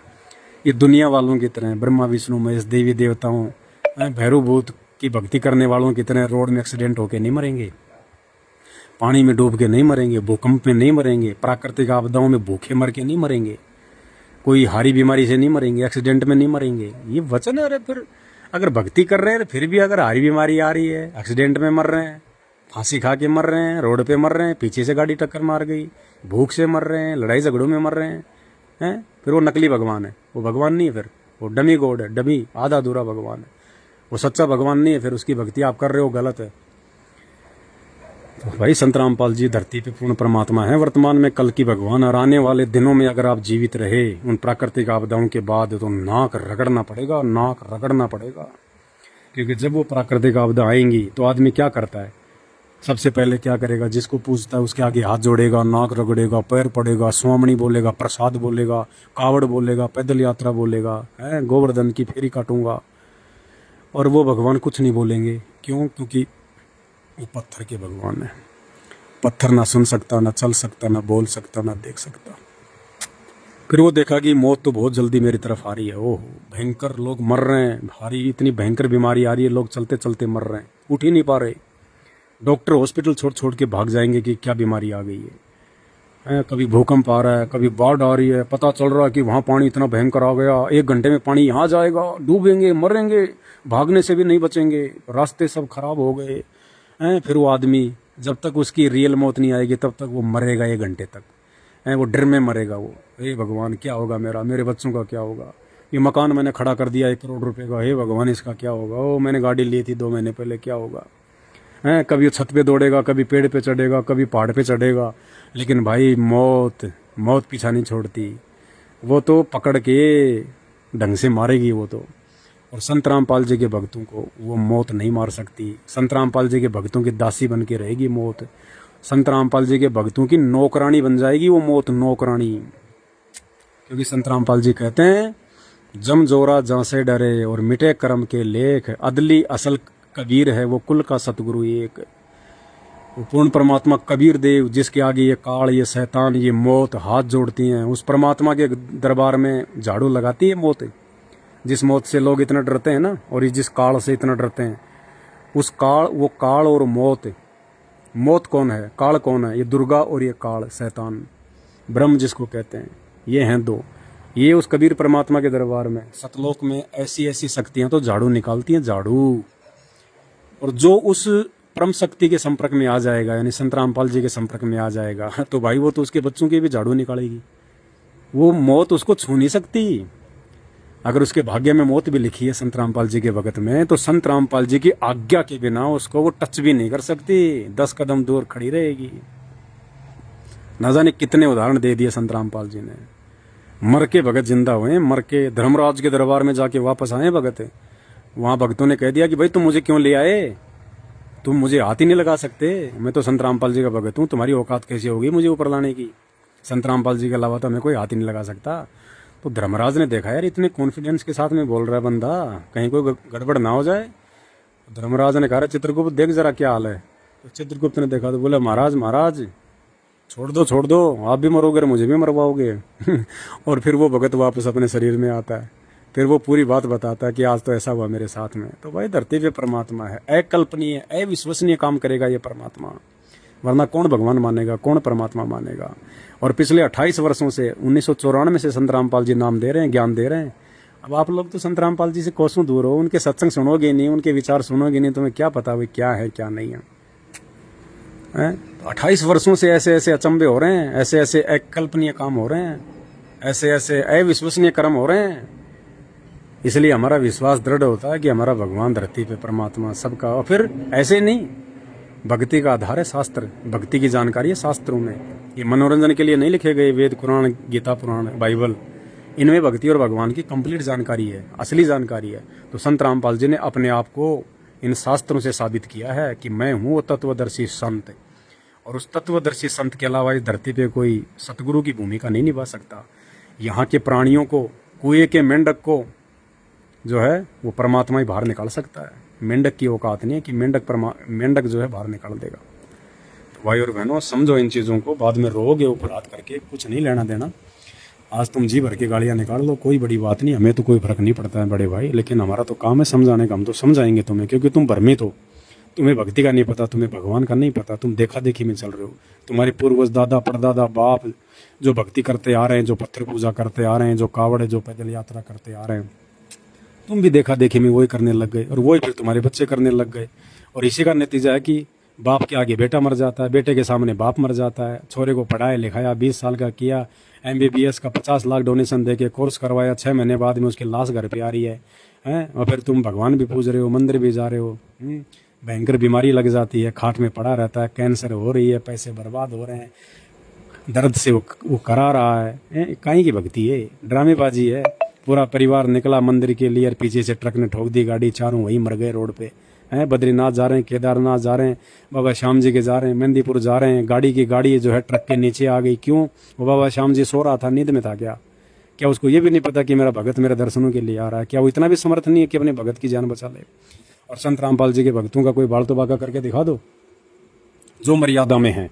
देखो ये बात मैं कहूँगा, संत रामपाल जी से नाम लेके जो संत रामपाल जी के जो परिवार के पीछे चल रहे हैं, जो आज उन फर्जी आश्रमों में जाते हैं, जो संत रामपाल जी के बेटा बेटी भाई बंधु रिश्तेदारों को जो दान दे रहे हैं, जो उनके कहे अनुसार जो राजनीति कर रहे हैं, कभी कांग्रेस को वोट दे रहे हैं, कभी बीजेपी को वोट दे रहे हैं, कभी रक्त दान कर रहे हैं, कभी देह दान कर रहे हैं, भाई वो तो मरेंगे और वो मर भी रहे हैं, वो मर रहे हैं, खूब मर रहे हैं। वो संत रामपाल जी के मार्ग में 2 ग्रुप हैं, 2 ग्रुप, एक है साध संगति और एक है संत रामपाल जी का जो परिवार है, लोग उनके पीछे होके चल रहे हैं। तो संत रामपाल जी का जो परिवार है वो उनको परमात्मा नहीं मान पा रहा। घर का जोगी जोगना, बाहर का जोगी सिद्ध, दीपक तले हमेशा अंधेरा होता है। तो संत रामपाल जी के परिवार के पीछे जो लोग चल रहे हैं लाखों की संख्या में, भाई वो तो अकाल मौत मर रहे हैं। वो एक्सीडेंट में भी आपको दिखाई देंगे खूब, जैसे रोड के ऊपर जैसे कोई खरबूजा फूट जाता है ना, ऐसे फूट रहे हैं वो। और इन आश्रमों में जो काम चल रहे हैं वहाँ भी लोग ट्रैक्टर के नीचे दब दब के मर रहे हैं, ट्रॉली के नीचे दब दब के मर रहे हैं, मिट्टी में दब के मर रहे हैं, एक्सीडेंट में भी खूब मर रहे हैं लोग। और ये कोरोना आया था, कोरोना में हजारों की संख्या में संत रामपाल जी के जो भगत हैं वो मरे हैं, अकाल मौत मरे हैं, और अब भी मर रहे हैं, खूब मर रहे हैं। कौन मर रहे हैं? जो मर्यादा में नहीं है। भाई मर्यादा प्रथम है। मात्र संत रामपाल जी को अपना गुरु बनाने से या गुरु कहने से काम नहीं चलेगा। संत रामपाल जी के नियम पे चलना पड़ेगा। जैसे हम किसी डॉक्टर के पास जाते हैं कैंसर का इलाज करवाने के लिए, तो डॉक्टर तो बहुत अच्छा है, मान लिया अमेरिका का डॉक्टर 1 नंबर का डॉक्टर है, ऑपरेशन बहुत अच्छा कर देता है, लेकिन डॉक्टर जो परहेज बताएगा, डॉक्टर जो नियम बताएगा, अगर वो परहेज नहीं निभाओगे तो डॉक्टर क्या करेगा? कैंसर और ज़्यादा फैलेगा, मौत भी हो सकती है, दर्द भी भयंकर होगा, तड़प तड़प के मरना पड़ेगा। तो इसी प्रकार संत रामपाल जी आध्यात्मिक डॉक्टर तो 1 नंबर के हैं, जगत गुरु तो 1 नंबर के हैं, परमात्मा तो 1 नंबर के हैं, भगवान तो 1 नंबर के हैं। लेकिन भाई उस भगवान के कुछ नियम होते हैं, उस भगवान की कुछ मर्यादा होती हैं। अगर उन मर्यादाओं को तोड़ोगे, देखा देखी में चलोगे, ज्ञान को आधार बनाओगे नहीं, सत्संगों को आधार बनाओगे नहीं, और एकमात्र अपने गुरु के अलावा यदि उनके परिवार वालों को दान धर्म करोगे, ज्योति पाठ का पैसा दोगे, क्योंकि गुरु के अलावा तो कोई दान लेने का अधिकारी है ही नहीं। गुरु बिन माला फेरते, गुरु बिन देते दान, और गुरु बिन दोनों निष्फल है चाहे पूछो वेद पुराण। तो गुरु के अलावा अगर आप दूसरे को दान धर्म दोगे, ज्योति पाठ करवाओगे, तो भाई अकाल मौत ही मरोगे। और आज संत रामपाल जी के सैकड़ों भगत आपको हर महीने दिख जाएंगे, कहीं न कहीं वो मर गया, कोई MP में मर गया, कोई मध्य प्रदेश मर गया, कोई UP में मर गया, कोई कहाँ मर गया, खूब मर रहे हैं, बीमारी से भी मर रहे हैं, एक्सीडेंट में भी मर रहे हैं, लड़ाई झगड़ों में भी मर रहे हैं। लेकिन वो भगत मर रहे हैं जो संत रामपाल जी के पाखंडी और कलयुगी और अज्ञानी परिवार वालों के पीछे चल रहे हैं। और जो संत रामपाल जी का भगत साध संगति से जुड़ा हुआ है, जो अपने छोटे भाई पवन दास की वीडियो देखता है, जिसके घर में शंका समाधान की पुस्तक है, और शंका समाधान की पुस्तक से जिसने सारे नियम कायदे कानून देख रखे हैं, जो मर्यादाओं में चलता है, जो डरता है कोई भी नियम तोड़ने से, लड़ाई झगड़े करने से, उनका कोई बाल भी बाका होता हुआ दिखा दो, उनके पैर का नाखून भी नहीं उतरा हुआ मिलेगा आपको, नाखून भी। एक भी साध संगत से जुड़ा हुआ व्यक्ति आज तक आपको सुनाई नहीं देगा 8 साल में कि उसकी अकाल मौत हुई हो, एक भी। हाँ, साध संगति से हटते तो फिर काल फिर गुद्दी पकड़ के ले जाएगा, फिर नहीं छोड़ेगा। तो भाई और बहनों, समझो इन चीज़ों को, और ये सारी बातें आपको उस समय समझ में आएंगी जब आप संत रामपाल जी के सत्संग सुनना शुरू करोगे। देखो, रामचंद्र से कोई मिल के आया क्या? वर्तमान में जितने भी इंसान हैं, 8.5 अरब की जनसंख्या है, हिंदुस्तान में 150 करोड़ की जनसंख्या है। जितने लोग राम को पूजते हैं, श्री कृष्ण को पूजते हैं, भैरव भूत को पूजते हैं, एक बात बताओ, कोई भी आदमी क्या राम से मिल के आया है? श्री कृष्ण से मिल के आया? क्या देवी देवताओं से मिल के आया फिर उसने भी भक्ति शुरू करी हो? कोई नहीं मिल के आया ना। हमने उनकी जानकारी प्राप्त हुई। कहाँ से प्राप्त हुई? चाहे कोई पुस्तकों से प्राप्त हुई हो, चाहे कोई सत्संगों से प्राप्त हुई हो, चाहे कोई गुरुजनों से प्राप्त हुई हो, या हमारे दादा परदादाओं से प्राप्त हुई हो, उस जानकारी के आधार पे हमने उनको भगवान मान लिया। बार बार हमने उनकी कथाएं सुनी, उनकी कहानियां सुनी। मीराबाई की कहानी पता नहीं हजारों बार सुनी, दादाओं से, परदादाओं से, घर वालों से, कथावाचकों से। श्री कृष्ण जी और सुदामा जी की कहानी सुनी, राम और भिलनी की कहानी सुनी, सुन गए, बचपन से वही सुनते आ रहे हैं, तो हमारे दिलो दिमाग में बैठ गई कि ये भगवान, ये भगवान, ये भगवान, ये भगवान। ऐसे ही जब आप सत्य कहानी सुनोगे, अभी तक तो आपको केवल लोकवेद सुनाया गया है, देखा देखी वाली कहानियां सुनाई गई हैं आपको, जो चलती आ रही हैं युगों से, परंपराओं के तहत आपने केवल वो कहानियां सुनी आधी अधूरी। जिस दिन आप अपने धर्मशास्त्रों में लिखी हुई असली कहानियां सुन लोगे, असली कहानियां कौन सी? वेदों के श्लोक, गीता जी के श्लोक, परमात्मा कौन है, हमारा जन्म मरण ये राम और भिलनी की कहानी सुनने से नहीं कटेगा। 84 लाख योनियों में जाने से बचना श्री कृष्ण और सुदामा की कहानी सुनने से नहीं कटेगा। भाई साहब, वो कड़वी दवा खानी पड़ेगी। जिस आदमी को बुखार हो जाता है ना, तो मीठी दवा खाने से बुखार ठीक नहीं होता, उसको कड़वी दवा खानी पड़ती है, कुनीन की गोलियां खानी पड़ती हैं उसको, तब जाके उसका बुखार ठीक होता है। तो वेदों में यथार्थ सच्चाई है, गीता जी में यथार्थ सच्चाई है, और वो यथार्थ सच्चाई, वो कड़वी बातें इन नकली संतों के बस की बात नहीं कि आपको निकाल के सुना सकें, बता सकें। इनको खुद को नहीं पता, इनको खुद को नहीं पता इनको। और कड़वी बातें इनके मुख से कोई सुन भी नहीं सकता जब तक वो अधिकारी गुरु वो कड़वी बातें नहीं बताएगा। क्योंकि 3 प्रकार की वाणियां होती हैं, रोचक, यथार्थ और भयानक। रोचक, यथार्थ और भयानक। तो अभी तक केवल आपको ये नकली संतों ने, शंकराचार्यों ने, संतों महंतों ने, पीर पैगंबरों ने आपको केवल वो रोचक कहानियां सुनाई हैं, मीठी मीठी कहानियां, ताकि इनका भी जो है रोजगार चलता रहे, लोग दान धर्म करते रहें, भावुक होते रहें, आंखों से आंसू निकालते रहें। इन्होंने तो आपको यथार्थ कहानियां भी नहीं बताई, यथार्थ बातें भी नहीं बताई आज तक, यथार्थ जानकारी भी नहीं दी भक्ति और भगवान की।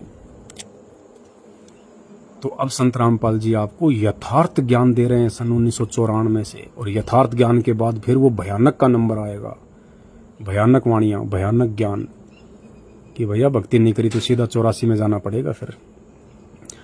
तो ये संत रामपाल जी के पास में केवल पूर्ण मुक्ति मार्ग है, पूर्ण मोक्ष मार्ग है। ये यथार्थ और भयानक वाणियां केवल संत रामपाल जी के पास हैं वर्तमान में धरती पे। और जिसने ये सुन ली हिम्मत करके शास्त्रों की सच्चाई, ये यथार्थ और भयानक वाणियां, उसका बेड़ा पार हो जाएगा। जो टिक गया हो एक बार, उनसे नाम दीक्षा लेके, उनकी शरण में आके, संत रामपाल जी को अपना सतगुरु बना के, अपना गुरु बना के, और जो उनकी मर्यादाओं में रह के टिक गया, भाई उसका बेड़ा पार होगा, उसका जन्म मरण का रोग कटेगा, उसका 84 लाख योनियों का गधा कुत्ता सुअर बनने का फंद कटेगा, नहीं तो नहीं कट सकता। आज आप इंसान योनि में सुखी नहीं हैं। कितने पैसे हैं आपके पास में, कितने प्लाट हैं, कितनी गाड़ियां हैं, कितनी जानकारी है, फिर भी आपको सुख नहीं है। सारा दिन टेंशन में रहते हो, टेंशन में उसका लेना, उसका देना है। 4 बैंकों से लोन ले लेके मकान बना रखे हैं, गाड़ियां ला रखी हैं, फिर वो किस्त वाले पीछे पीछे, तुम आगे आगे, कभी बोलोगे वहाँ खड़ा हूँ, कभी बोलोगे वहाँ खड़ा हूँ, कभी मोबाइल बंद करोगे, कभी क्या करोगे। तो भाई और बहनों, जिस दिन तुम उस परम संत की शरण में आ जाओगे, संत रामपाल जी की शरण में, तुम्हारे सारे फंद कट जाएंगे। ना छल कपट करना, ना कुछ और करना, कुछ नहीं। परमात्मा वो सुख देगा, यहाँ की माया भी देगा, वो इतनी माया दे देगा, इतनी माया देगा, तुम लाख जन्म में भी नहीं कमा सकते इन देवी देवताओं की भक्ति करके, उल्टे सीधे काम करके, चोरी जारी करके, रिश्वत लेके, 2 के 4 करके तुम जिंदगी में नहीं कमा सकते। कमा भी लोगे तो तुम अपने कर्म फोड़ोगे, क्योंकि तुम जिस हिसाब से कमाते हो वो हिसाब लिखा जाता है ऊपर धर्मराज के दरबार में, अकाउंट में, फिर वो चुन चुन के उसका हिसाब करेगा। कहते हैं तुमने उस दरगाह का महल नहीं देखा, धर्मराज के तिल तिल का लेखा, उसकी नज़र से नहीं बच पाओगे। तो यहाँ संत रामपाल जी की शरण में आने के बाद तुम्हें कुकर्म करने नहीं पड़ेंगे, उल्टे कर्म करने नहीं पड़ेंगे, क्योंकि संत रामपाल जी के पास में वो सत भक्ति है। ये थोड़ी भक्ति करने से ही इतने सुख दे देगा परमात्मा, इतने सुख दे देगा जिसकी कोई गिनती नहीं है। क्योंकि सत भक्ति है इनके पास में, नकली भक्ति नहीं है, झूठे मंत्र नहीं है, उल्टे सीधे मंत्र नहीं है। इनके पास में वो सत मंत्र हैं, जिन सत मंत्रों के प्रभाव से तुम्हें थोड़े समय में वो लाभ हो जाएंगे, वो लाभ हो जाएंगे जिसकी तुम गणना भी नहीं कर सकते। तो समझो भाई और बहनों, समझो परिस्थितियों को, समझो वर्तमान में आप किस समय में जी रहे हो। ये बहुत भयंकर समय है, बहुत विनाशक समय है ये अकाल मौतों का समय है, ये दुख और पीड़ादायक समय है ये। और इस पीड़ादायक समय में तुम्हें कोई तुम्हारा परिवार वाला, रिश्तेदार, भाई बंधु, पैसा, नौकरी, ये नहीं बचा पाएंगे, तुम्हें कुछ नहीं बचा पाएंगे, सब समाप्त हो जाएंगी। आने वाले 4-5 सालों में नौकरियां समाप्त हो जाएंगी। जो लोग पेंशन के भरोसे बैठे हैं, नौकरियों के भरोसे हैं, सब देख लेना, अब सारी नौकरियां, सब पेंशन, सब खत्म हो जाएंगी। ये वो भयंकर समय आएगा, देख लेना। समय रहते समझ जाओ, अपनी बुद्धि खोल लो। अरे इतने दिनों से तुम्हारी गालियां खा रहा हूँ भाई, कम से कम ये तो विचार करो कि ये आदमी क्या है यार, हैं? थोड़ा सा विचार कर लो। जब मैं तुम्हारी इतनी गालियां खा रहा हूँ तो तुम भी थोड़ा संत रामपाल जी के सत्संग सुन लो। मैं तो तुम्हें अच्छी सलाह दे रहा हूँ, कोई गलत सलाह तो दे नहीं रहा भाई। परमात्मा के सत्संग सुनो, भगवान के सत्संग सुनो। भगवान आएगा तो मेंढक बन के नहीं आएगा, भगवान आएगा तो इंसानी बन के आएगा। क्योंकि इंसान योनि ही समझ सकती है, सुन सकती है, देख सकती है, विचार कर सकती है, हैं? अरे कुत्ता है, वो भी तो, उसमें भी तो आत्मा है, वो भी तो सुनता है, बोलता है, चलता है, वो अपनी भाषा में बात करता है, बच्चे पैदा करता है, गर्मी सर्दी सब कुछ वैसा ही है, खाली एक शरीर का ही अंतर है इंसान का और एक जानवर का। लेकिन इसके बावजूद भी, उस कुत्ते में आत्मा होने के बावजूद भी, वो कुत्ता सब कुछ जानता है, सब कुछ समझता है, उसके बावजूद भी आप उसको राम की, श्री भिलनी की कहानी सुनाओ, आप उसको श्री कृष्ण जी की और सुदामा की कहानी सुनाओ, आप उसको बोलो भाई तू भक्ति कर ले, भक्ति कर ले, ले ये मंत्र जाप कर ले, ले ऐसे आरती कर या खड़ा हो जा। उसको कुछ नहीं पता, वो कुछ नहीं जानता, क्या राम, क्या कृष्ण, क्या भक्ति, क्या भगवान, 2 मिनट में हूँ करेगा। ये केवल योग्यता परमेश्वर ने इंसान को दी है, हम मानव शरीरधारी लोगों को दी है। हम भी 84 लाख योनियों में एक योनि है, हम कोई विशेष नहीं है। कोई ये समझेगा हम तो बहुत बड़े जो है वो तीर खां है, नहीं। हम 84 लाख योनियों में ही आते हैं। 84 लाख योनियों के अंतर्गत एक मानव योनि है, लेकिन ये मानव योनि परमात्मा ने विशेष दी है। पर इंसान को परमात्मा ने विशेष ये बुद्धि दी है, सोचने समझने की ताकत दी है। ये हाथ पैर ऐसे दे दी, हम इनसे जो चाहे कर सकते हैं। हाथ पैर तो कुत्ते के भी हैं, गाय के भी हैं, भैंस के भी हैं। वो रोटी बना के क्यों नहीं खा सकती? इंसान ही क्यों खा रहा है? बंदर के भी हमारे जैसे हाथ हैं, गोरिल्ला के भी हमारे जैसे हाथ हैं, वो रोटी बना के क्यों नहीं खा रहा है? तो ये विशेष योग्यता परमेश्वर ने इंसान को इसलिए दी है कि जब मैं धरती पे जाऊंगा, उनको भक्ति की जानकारी दूंगा, उस समय वो अपना काम धंधा भी करेंगे, रोजी रोटी का काम धंधा भी करेंगे। ये जो साधन है, जो गाड़ी घोड़े, इंटरनेट, टीवी, मोबाइल वगैरह, ये भी इंसान बना लेगा, क्योंकि ये बुद्धि, हाथ पैर परमात्मा ने इसी हिसाब से दिए हैं। तो ये भक्ति में हमारे लिए सहयोगी होंगे, सिर्फ इसलिए। ये साइंस, ये विज्ञान, ये टेक्नोलॉजी, ये गाड़ी घोड़े, ये आज से पहले कहाँ थे? आप लोग थोड़ा विचार तो किया करो इन बातों पे। आज से 5000 साल पहले श्री कृष्ण जी आए, और वो तो भगवान थे ना। आप लोग कहते हो भगवान है, वो तो श्री विष्णु के अवतार हैं। तो श्री विष्णु के अवतार में तो आज के वैज्ञानिकों से ज्यादा दिमाग था भाई। आज के जो इंसान है, आज का जो वैज्ञानिक है, जो मंत्री प्रधानमंत्री हैं, क्या श्री कृष्ण जी में मतलब ज्यादा दिमाग था? श्री कृष्ण जी ज्यादा समझदार थे, या फिर आज के वैज्ञानिक और मंत्री प्रधानमंत्री ज्यादा समझदार है? तो आप कहोगे साहब ये तो जाहिर सी बात है, श्री कृष्ण जी में ज्यादा दिमाग था, क्योंकि वो हम सबसे ऊपर थे, वो महापुरुष थे, विष्णु के अवतार थे, उनमें ज्यादा दिमाग था। तो भाई वो श्री कृष्ण जी ये टाटा सफारी क्यों नहीं बना पाए? महिंद्रा की स्कॉर्पियो क्यों नहीं बना पाए? श्री कृष्ण जी इंटरनेट का आविष्कार क्यों नहीं कर पाए हैं? अरे वो एक पंखा तक नहीं बचा पाए बेचारे, वो गर्मी मरते थे। एक वो पंखा तक नहीं बना पाए। टूटी फूटी रोड खड्डों में चला करते थे वो। आज के इंसान ने तो जीटी रोड बना ली, हाईवे बना लिए, हाईवे। वो बताओ, एक रोड तक नहीं बना पाए हैं। और घोड़े जोड़ के चलते थे, घोड़े जोड़ के। और ना तो टूटी फूटी जीप बना लेते हैं, जैसे महिंद्रा की जीप आती थी पहले, एक जीप बना लेते टूटी फूटी। क्यों नहीं बना पाए? हाँ, आप और हमसे तो ज्यादा दिमाग था उनमें, और ये सारा मटेरियल उस समय भी था। आज भी इंसान ने जो भी चीज बनाई है, स्टील है, लोहा है, सोना है, चांदी है, प्लास्टिक है, ये जमीन से तो निकाला है। जमीन खोद के निकाला है ये कच्चा सामान, फिर उसको फैक्ट्रियों में लगा के उसके ये पुर्जे बना दिए, ये पार्ट्स बना दिए, गाड़ियां बना दी। तो उस समय भी तो जमीन थी, उस समय भी तो धरती में सारा मटेरियल था। वो क्यों नहीं बना पाए? समझो इन चीजों को। एक मोबाइल तक नहीं बना पाए वो बात करने के लिए। उनको मथुरा से उनको दिल्ली आना पड़ता था अपने रिश्तेदारों के पास, पांडवों के पास में बात करने के लिए, या फिर कोई घुड़सवार भेजना पड़ता था कोई संदेशा देने के लिए। वो मोबाइल तक नहीं बना पाए, एक कीपैड वाला नहीं बना पाए, क्यों नहीं बना पाए भाई और बहनों? समझो इन चीज़ों को। ये बुद्धि उस कबीर परमात्मा संत रामपाल जी भगवान ने दी हम इंसानों को। ये जितने भी वैज्ञानिक लोगों ने जो ये वैज्ञानिक आविष्कार किए हैं, ये टीवी, रेडियो, इंटरनेट, हेलीकॉप्टर, ये सैटेलाइट, ये जो भी चीज़ें हैं ना, ये संत रामपाल जी का दिया हुआ दिमाग है इंसान को। संत रामपाल जी का दिया हुआ दिमाग है ये। सबकी बुद्धि का रिमोट संत रामपाल जी के हाथ में है। तो ये सब कुछ इसलिए बनाए परमात्मा ने ताकि हम घर बैठ के भक्ति कर सकें, हमारे को आने जाने में सुविधा हो, बातचीत करने में सुविधा हो, जानकारी में सुविधा हो।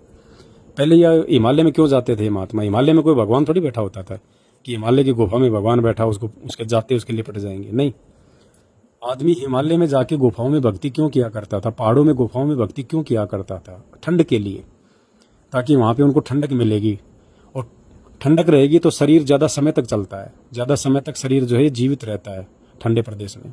इसलिए वो लोग वहाँ जा जाके वो भक्ति किया करते थे। और आज संत रामपाल जी ने एसी बनवा दी, कूलर बनवा दिए, घर घर में हिमालय बना दिया, घर घर में हिमालय, कहीं जाने की जरूरत नहीं है। आज अगर 200 किलोमीटर दूर अगर कहीं कोई सत्संग हो रहा है तो तुरंत अपनी गाड़ी उठाओ, या बस से जाओ, ट्रेन से जाओ, हेलीकॉप्टर से जाओ। आपका समय बचा कि नहीं बचा? और 200 किलोमीटर अगर तुम पैदल जाओगे तो भाई 2 दिन में जाके पहुंचोगे, और फिर क्या सत्संग सुनोगे? पैदल चल के वैसे ही मतलब वो थक जाता आदमी।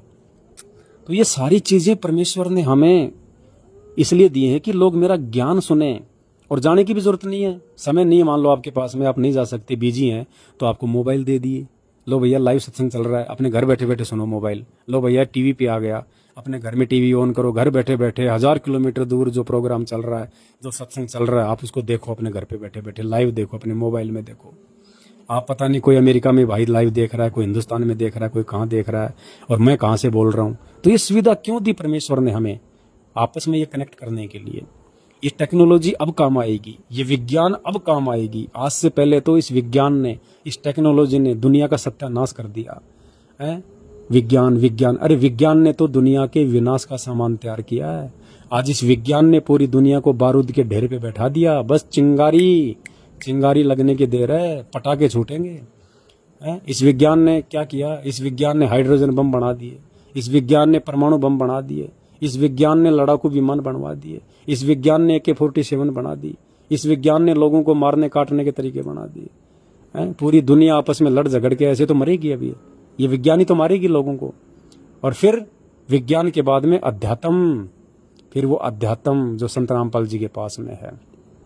संत रामपाल जी चाहें तो तीसरा विश्व युद्ध को रोक सकते हैं चुटकियों में, पूरी दुनिया के विनाश को रोक सकते हैं, लेकिन दुनिया चाह नहीं रही ना, दुनिया चाह ही नहीं रही। और दुनिया कहाँ से चाहेगी? जब मैं तुम्हें सलाह दे रहा हूँ अच्छी कि सत्संग सुनो, परमात्मा धरती पे है, अपना आत्म कल्याण कराओ, अपने जीवन को सही दिशा दो, ये बुराइयां छोड़ो, शराब, गुटखा, बीड़ी, मांस, चोरी, जारी, ठगी, उल्टी सीधी बातें छोड़ो, इनको। भगवान धरती पे है, मानव शरीर को समझो। ये शरीर केवल परमात्मा प्राप्ति के लिए मिलता है, बकवाद करने के लिए नहीं मिलता। ये पैसे कमा कमा के तिजोरियां भरने के लिए नहीं मिलता है। ये शरीर परमात्मा की भक्ति करने के लिए मिलता है भैया। ये जीभ किसी को गालियां निकालने के लिए नहीं मिलती। कहते हैं जीभ तो वाही भली जो रटे हरि को नाम, नहीं तो काट के फेंक दो मुख में भलो नहीं चाम।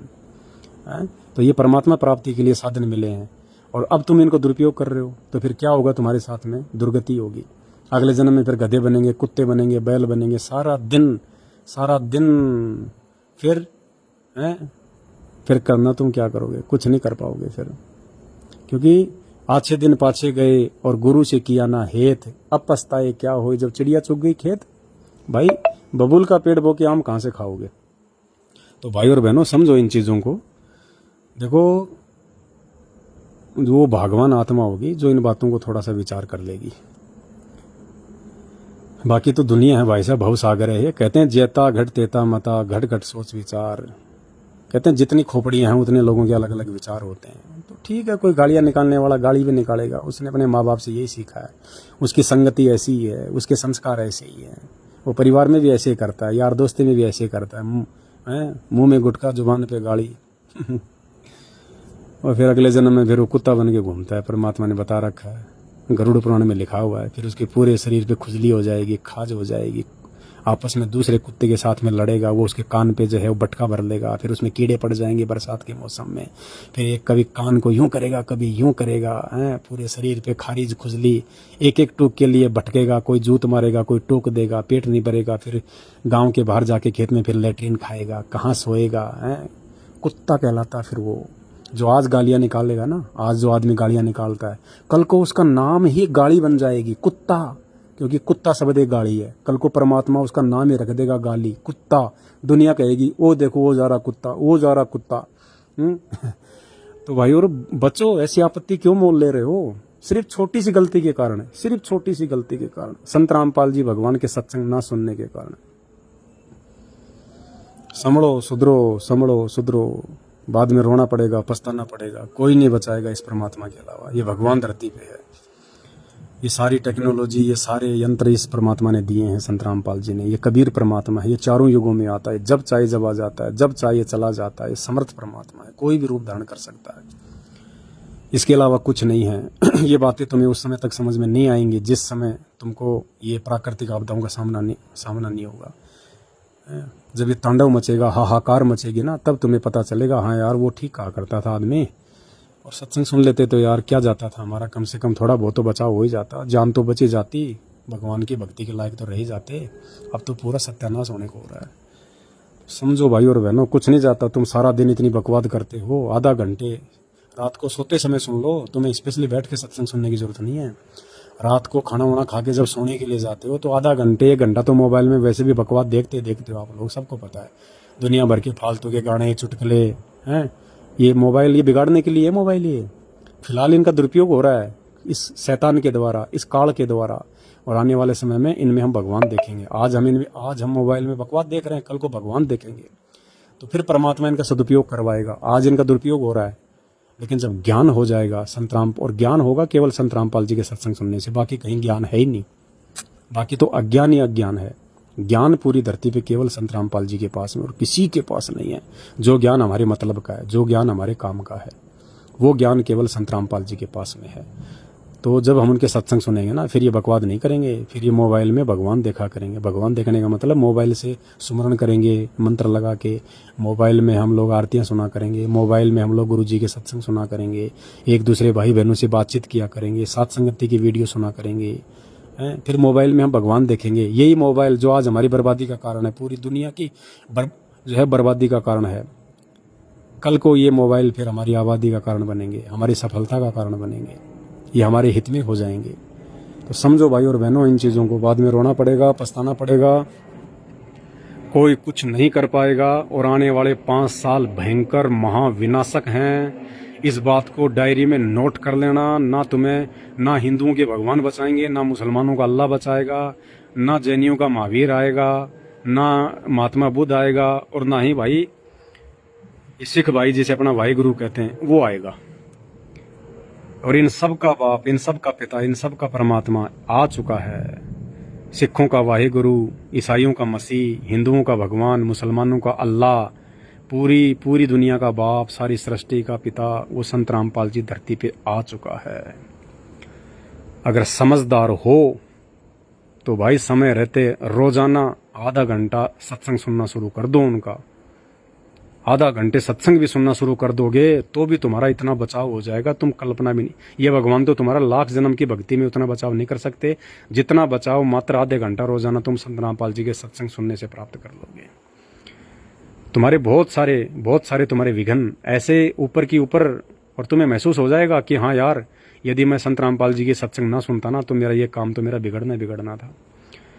तुम्हारे बहुत सारे ऐसे काम सार देगा वो परमात्मा, जो काम आज तुम्हारे, जो शारीरिक रोग, जो बीमारियां, जो परेशानियां, जो टेंशन, जो आर्थिक परेशानी तुम्हारी, जो ये भक्तियां करते करते भी, कावड़ लाते लाते भी, पैदल यात्रा करते करते भी, शनि महाराज को तेल जो है वो चढ़ाते चढ़ाते भी तुम्हारी कोई परेशानियां हल नहीं हो रही, मात्र संत रामपाल जी के सत्संग सुनने से कुछ दिनों में देखना तुम्हारे काम ऐसे बढ़ना शुरू हो जाएंगे, ऐसे तुम्हें पता भी नहीं चलेगा। तुम कहोगे यार वास्तव में तो भगवान आया हुआ धरती पे, भाई ये परमात्मा, अगर नहीं जानकारी होती तो क्या होता।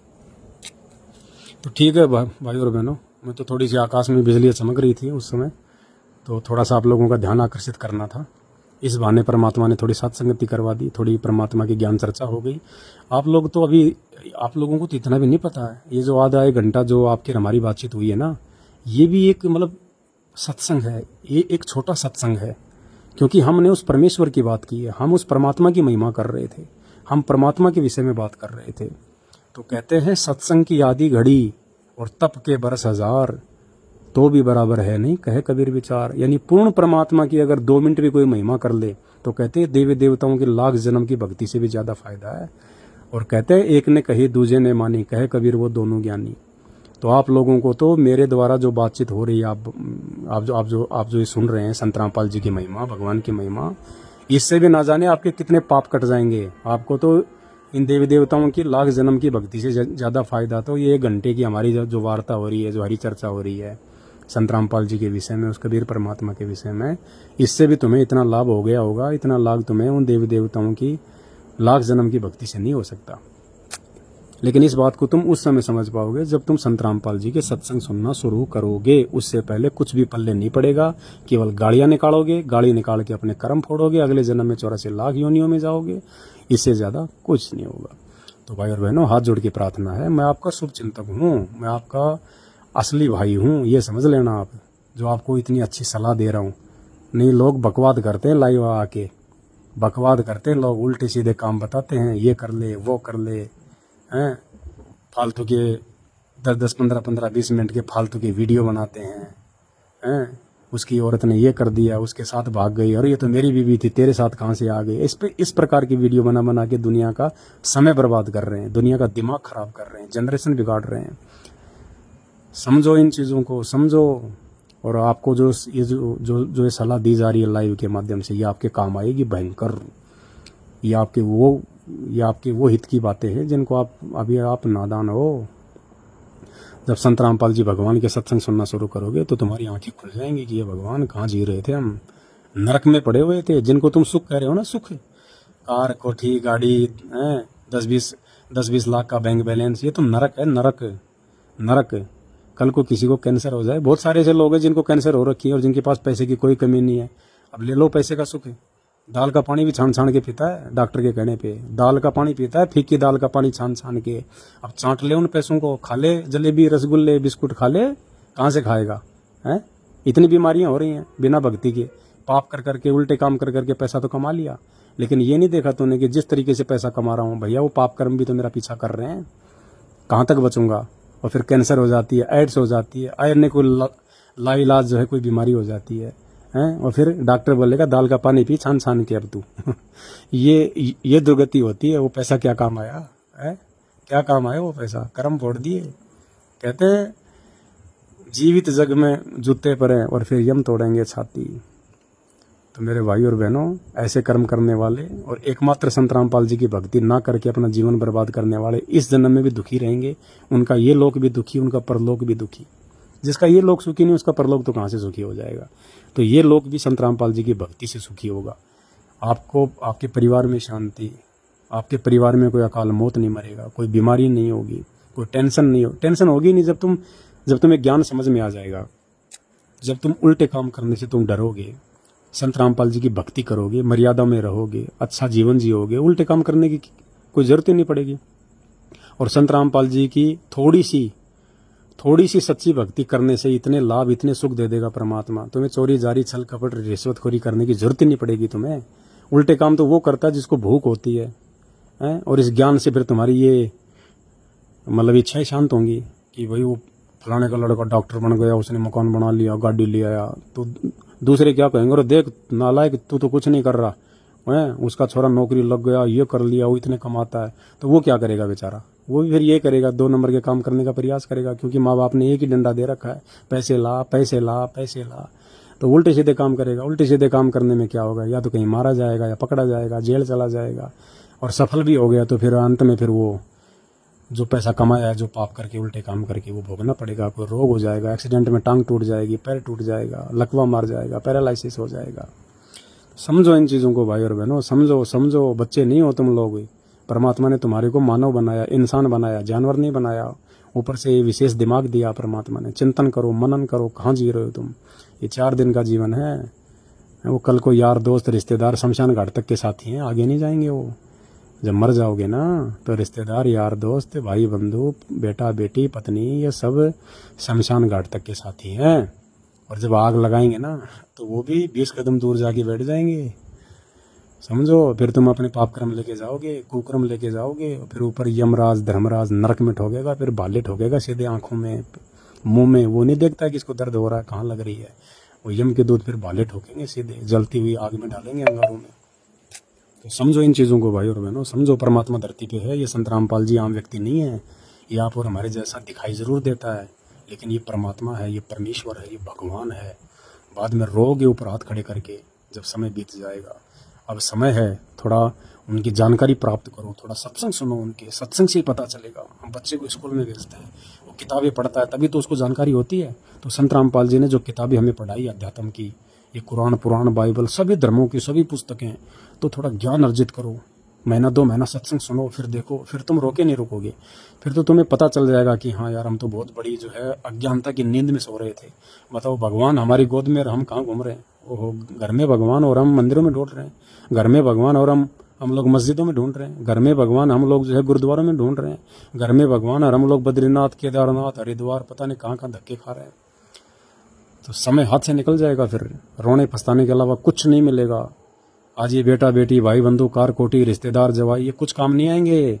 और वैसे भरोसा नहीं, संत रामपाल जी की जो व्यक्ति शरण में नहीं है उसका कोई भरोसा नहीं, वो कब मर जाए कब मर जाए। आप देख रहे हो अपने चारों तरफ, सुबह सुबह अखबार पढ़ते हो, न्यूज़ देखते हो, 5 वहाँ मर गए, 6 वहाँ मर गए, बस खाई में जो है वो गिर गई, इतने आदमी शराब पी के मर गए, इतने आदमी कैंसर से मर गए। उन्होंने सोचा था क्या कि हम मरेंगे, या कोई मरना चाहता है क्या? लेकिन मर गए ना। तो तुम्हारा भी क्या विश्वास है बताओ? घर पे बैठे हो, आराम से खाना खा रहे हो, ऊपर से पंखा टूट के गिर गया, गया भाई साहब। है कोई भरोसा 1 सेकंड का? नीचे बैठ के तुम पैसा गिन रहे होगे, 1 लाख 2 लाख 4 लाख 5 लाख, कल होटल का इनॉग्रेशन है, पैसा लेके चले नहीं कि पीछे से गाड़ी को ट्रक ने ठोक दिया, भाई साहब का 3 2 5 हो गया। है कोई भरोसा? कोई भरोसा नहीं है। फिर काहे में अपने आप में फन्ने खा मान रहे हो, काहे में अपने आप में सूरमा समझ रहे हो। जब तुम्हारे जीवन का भरोसा नहीं है, पानी का सा बुलबुला तुम्हारा जीवन है, कब फूट जाए भरोसा नहीं है। और तुम अपने आप में आगे की प्लानिंग कर रहे हो, होटल बनाऊंगा, ये करूंगा, छोरे को डॉक्टर बनाऊंगा, ये करूंगा। अरे जो काम करना था वो तो तूने किया नहीं। ये मानव शरीर परमात्मा प्राप्ति के लिए मिल रहा है, वो काम तो तूने स्टार्ट किया नहीं। और वो परमात्मा की प्राप्ति बिना सच्चे गुरु की हो नहीं सकती। और सच्चा गुरु वर्तमान में धरती पे केवल संत रामपाल जी है। बाद में रोगे, कुछ नहीं मिलेगा, पछताओगे बहुत भयंकर। ये गधे कुत्ते सुअर बन के यहीं घूमोगे, फिर एक एक टूक के लिए यूं मुंह फाड़ के देखोगे। और किसी ने टूक फेंक भी दिया तो साथ में वो 10 ग्राम मिट्टी और खाओगे। तो समझो इन चीज़ों को। संत रामपाल जी भगवान है धरती पे, ये आम व्यक्ति नहीं है, आम कोई साधारण मनुष्य नहीं है। ये गलतियां आज से पहले राम और श्री कृष्ण के समय भी लोगों ने की थी और रह गए। आज उनकी मूर्तियां पूज रहे हो, पत्थर ही पूज रहे हो, कुछ नहीं मिलने जुलने वाला। तो भगवान धरती पे है भाई, मौका मत चुको। देखो कुत्ता रो रहा है उधर हमारे मकान के साइड में, वहाँ पे ऊपर मुंह करके। और कुत्ता क्यों रोता है पता है भाई? कुत्ता तो हू करता है, लेकिन कुत्ता हू क्यों करता है रात्रि के समय पता है? परमात्मा ने बताया कि जो कुत्ता होता है ना, उसको याद आती हैं, उसको मेमोरीज आती हैं वो पूर्व जन्मों की। वो कहता कि हे भगवान, मैं तो मौका चूक गया। हे परमात्मा, जब मानव शरीर में था तो मैंने इन बातों पे ध्यान नहीं दिया। लोगों ने मुझे बहुत समझाया, लेकिन मैंने उनकी बातों को टाल दिया कि कोई भगवान नहीं होता, कुछ नहीं होता, सब बकवासबाजी, अपना काम धंधा करो, अपने बच्चे पालो, यही भक्ति है, यही धर्म है। और आज वो कुत्ता बन के उन दिनों को याद करके ऊपर मुँह करके रोता है कि भगवान एक बार और दे दे मानव जन्म। हे भगवान, अब की बार तेरी भक्ति करूंगा और कुछ नहीं करूंगा, एक मानव जन्म और दे दे परमात्मा। रोता है वो ऊपर मुँह करके। तो कहीं ऐसा ना हो कल को आपको भी वो दिन देखने पड़े। इसलिए इन चीज़ों से शिक्षा लो। अरे ये जानवर हम देख रहे हैं, गधे कुत्ते बिल्ली सुअर बैल ऊँट, ये क्या इनको दुख नहीं होता? क्या इनको दर्द नहीं होता? क्या सर्दी आती है तब इनको सर्दी नहीं लगती? गर्मियों में इनको ये गर्मी नहीं लगती? आज तुम्हें कोई हल में जोड़ दे तो क्या हाल होगा? और सारा दिन किसान उसके मारता है पीठ पे, उससे वो खेती करता है। क्यों दुख उठाने पड़े उसको इतने? इसलिए क्योंकि वो नालायक जब मानव शरीर में था, जब वो नालायक कभी इंसान था, स्त्री या पुरुष, उसने संतों की बातों पे ध्यान नहीं दिया, उसने भक्ति नहीं करी। भक्ति भी करी तो वो पत्थर पूजा वाली नकली, पीपल पूजता रहा, पेड़ पूजता रहा, पत्थरों के चक्कर में देता रहा, वो कावड़ लाता रहा, पैदल यात्रा करता रहा। सच्चे गुरु की तलाश नहीं करी जो शास्त्रों में लिखा हुआ है। गांव-गांव में नगर नगर में नकली गुरु बैठे हैं। उन गुरुओं की पहचान उसने शास्त्रों से नहीं करी, ज्ञान से नहीं करी। बस उनकी मीठी मीठी बातों में आके दान धर्म करता रहा, अपना जीवन बर्बाद कर गया। वो गुरु भी नरक में, वो भी नरक में। 84 लाख में दोनों गुरु चेले बैल बन के किसान के खेत में हल जोत रहे हैं। तो भाई और बहनों, समझो इन बातों को। बाद में रोओगे, पछताओगे। परमात्मा धरती पे है, कोई नहीं सुनेगा। एक बार ये मौका चुका फिर कुछ नहीं है। तो माफ़ी चाहता हूँ मेरी बातों से, अगर किसी को कोई दुख हुआ हो, कोई कष्ट हुआ हो, तो मैं क्षमा प्रार्थी हूँ। बाकी ये सच्ची बातें हैं भाई साहब, सच्ची बातें हैं। कहते हैं साचा शब्द कबीर का, और प्रकट किया जगमाही, और जैसे को तैसा कहे सो तो निंदा नहीं। सच बात कहना निंदा चुगली में नहीं आती है। सच बात कहना तो एक महान परोपकार का काम है। शायद किसी को बातें लग जाएं, किसी की बुद्धि में ये बातें आ जाएं और उसका मानव जीवन सफल हो जाए, यदि वो समय रहते संत के सत्संग सुनना शुरू कर दे, उसकी शरण में आ जाए। तो समझो इन चीज़ों को भाई बहनों। अरे आपने और भी तो गुरु बना रखे हैं दुनिया भर के, वो कौन से भगवान है? जब तुमने उनको, अपने जैसे इंसानों को अपना गुरु बनाते हुए तुम्हें कोई शर्म नहीं आ रही, तो संत रामपाल जी को भी तो एक बार चेक कर लो। संत रामपाल जी का भी तो ज्ञान सुन लो, उनका भी तो सत्संग सुन लो। तुमने औरों को भी तो अपना गुरु बना रखा है, संत रामपाल जी को भी देखो फिर अपना गुरु बना के, और देखो फिर उनकी भक्ति में और उनकी भक्ति में, उनके द्वारा जो भक्ति में जो लाभ मिलते हैं और संत रामपाल जी की भक्ति से जो लाभ मिलेंगे, फिर देखना दिन रात का अंतर, दिन रात का अंतर। चांद और सूरज के जितना अंतर है नकली संतों में और संत रामपाल जी में, चांद और सूरज के जितना। तो ठीक है भाई और बहनों, थोड़ा भंडारा कर लेते हैं। आप भी अपना भंडारा करो और कोशिश करो अभी भंडारा करके खाना वाना खा के आधा घंटे तो संत रामपाल जी का सत्संग सुनो, कम से कम शुरुआत तो करो। अरे 2-4 लोग भी अगर मेरी बातें सुन के अगर कम से कम सत्संग सुनना शुरू कर देंगे तो मेरी तो साथ संगति सफल हो गई। मुझे तो हरी चर्चा का पूरा लाभ मिल जाएगा और आप लोगों का जीवन सफल हो जाएगा। और बाकी भाई जिसने गधा कुत्ता सुअर बनना है, देखो उनको तो भगवान आके बोल रहा है। 1994 से संत रामपाल जी खुद परमात्मा आके चिल्ला रहा है, तो भी उनके समझ में नहीं आ रही। तो हमारे जैसे उनके भक्तों की बातें कहाँ से समझ में आएगी? लेकिन जो समझदार आत्मा होती है ना, जो शाणी आत्मा होती है परमात्मा की, वो विचार करती है इन बातों पे कि यार इसको क्या फ़ायदा है इतना सब कुछ। अगला अपना बैलेंस जो है वो बर्बाद कर रहा है, अगला अपना समय खर्च कर रहा है, इतनी देर ये बातें बता रहा है, इसको क्या फ़ायदा? हम कौन सा उसकी जो है वो घर पे वो बोरियां डालने जा रहे हैं। ज़रूर कोई न कोई बात है, विचार करना चाहिए आदमी को। तो ऐसे लोग विचार करके सत्संग सुनेंगे संत रामपाल जी के। तो ठीक है भाई और बहनों, दया परमपिता परमेश्वर की। फिर लाइव आएंगे आप भाई बहनों को समझाने के लिए, अगर समझ जाओगे तो। इसी के साथ पूर्ण परमेश्वर की वंदना करते हुए आज का वीडियो समाप्त करेंगे।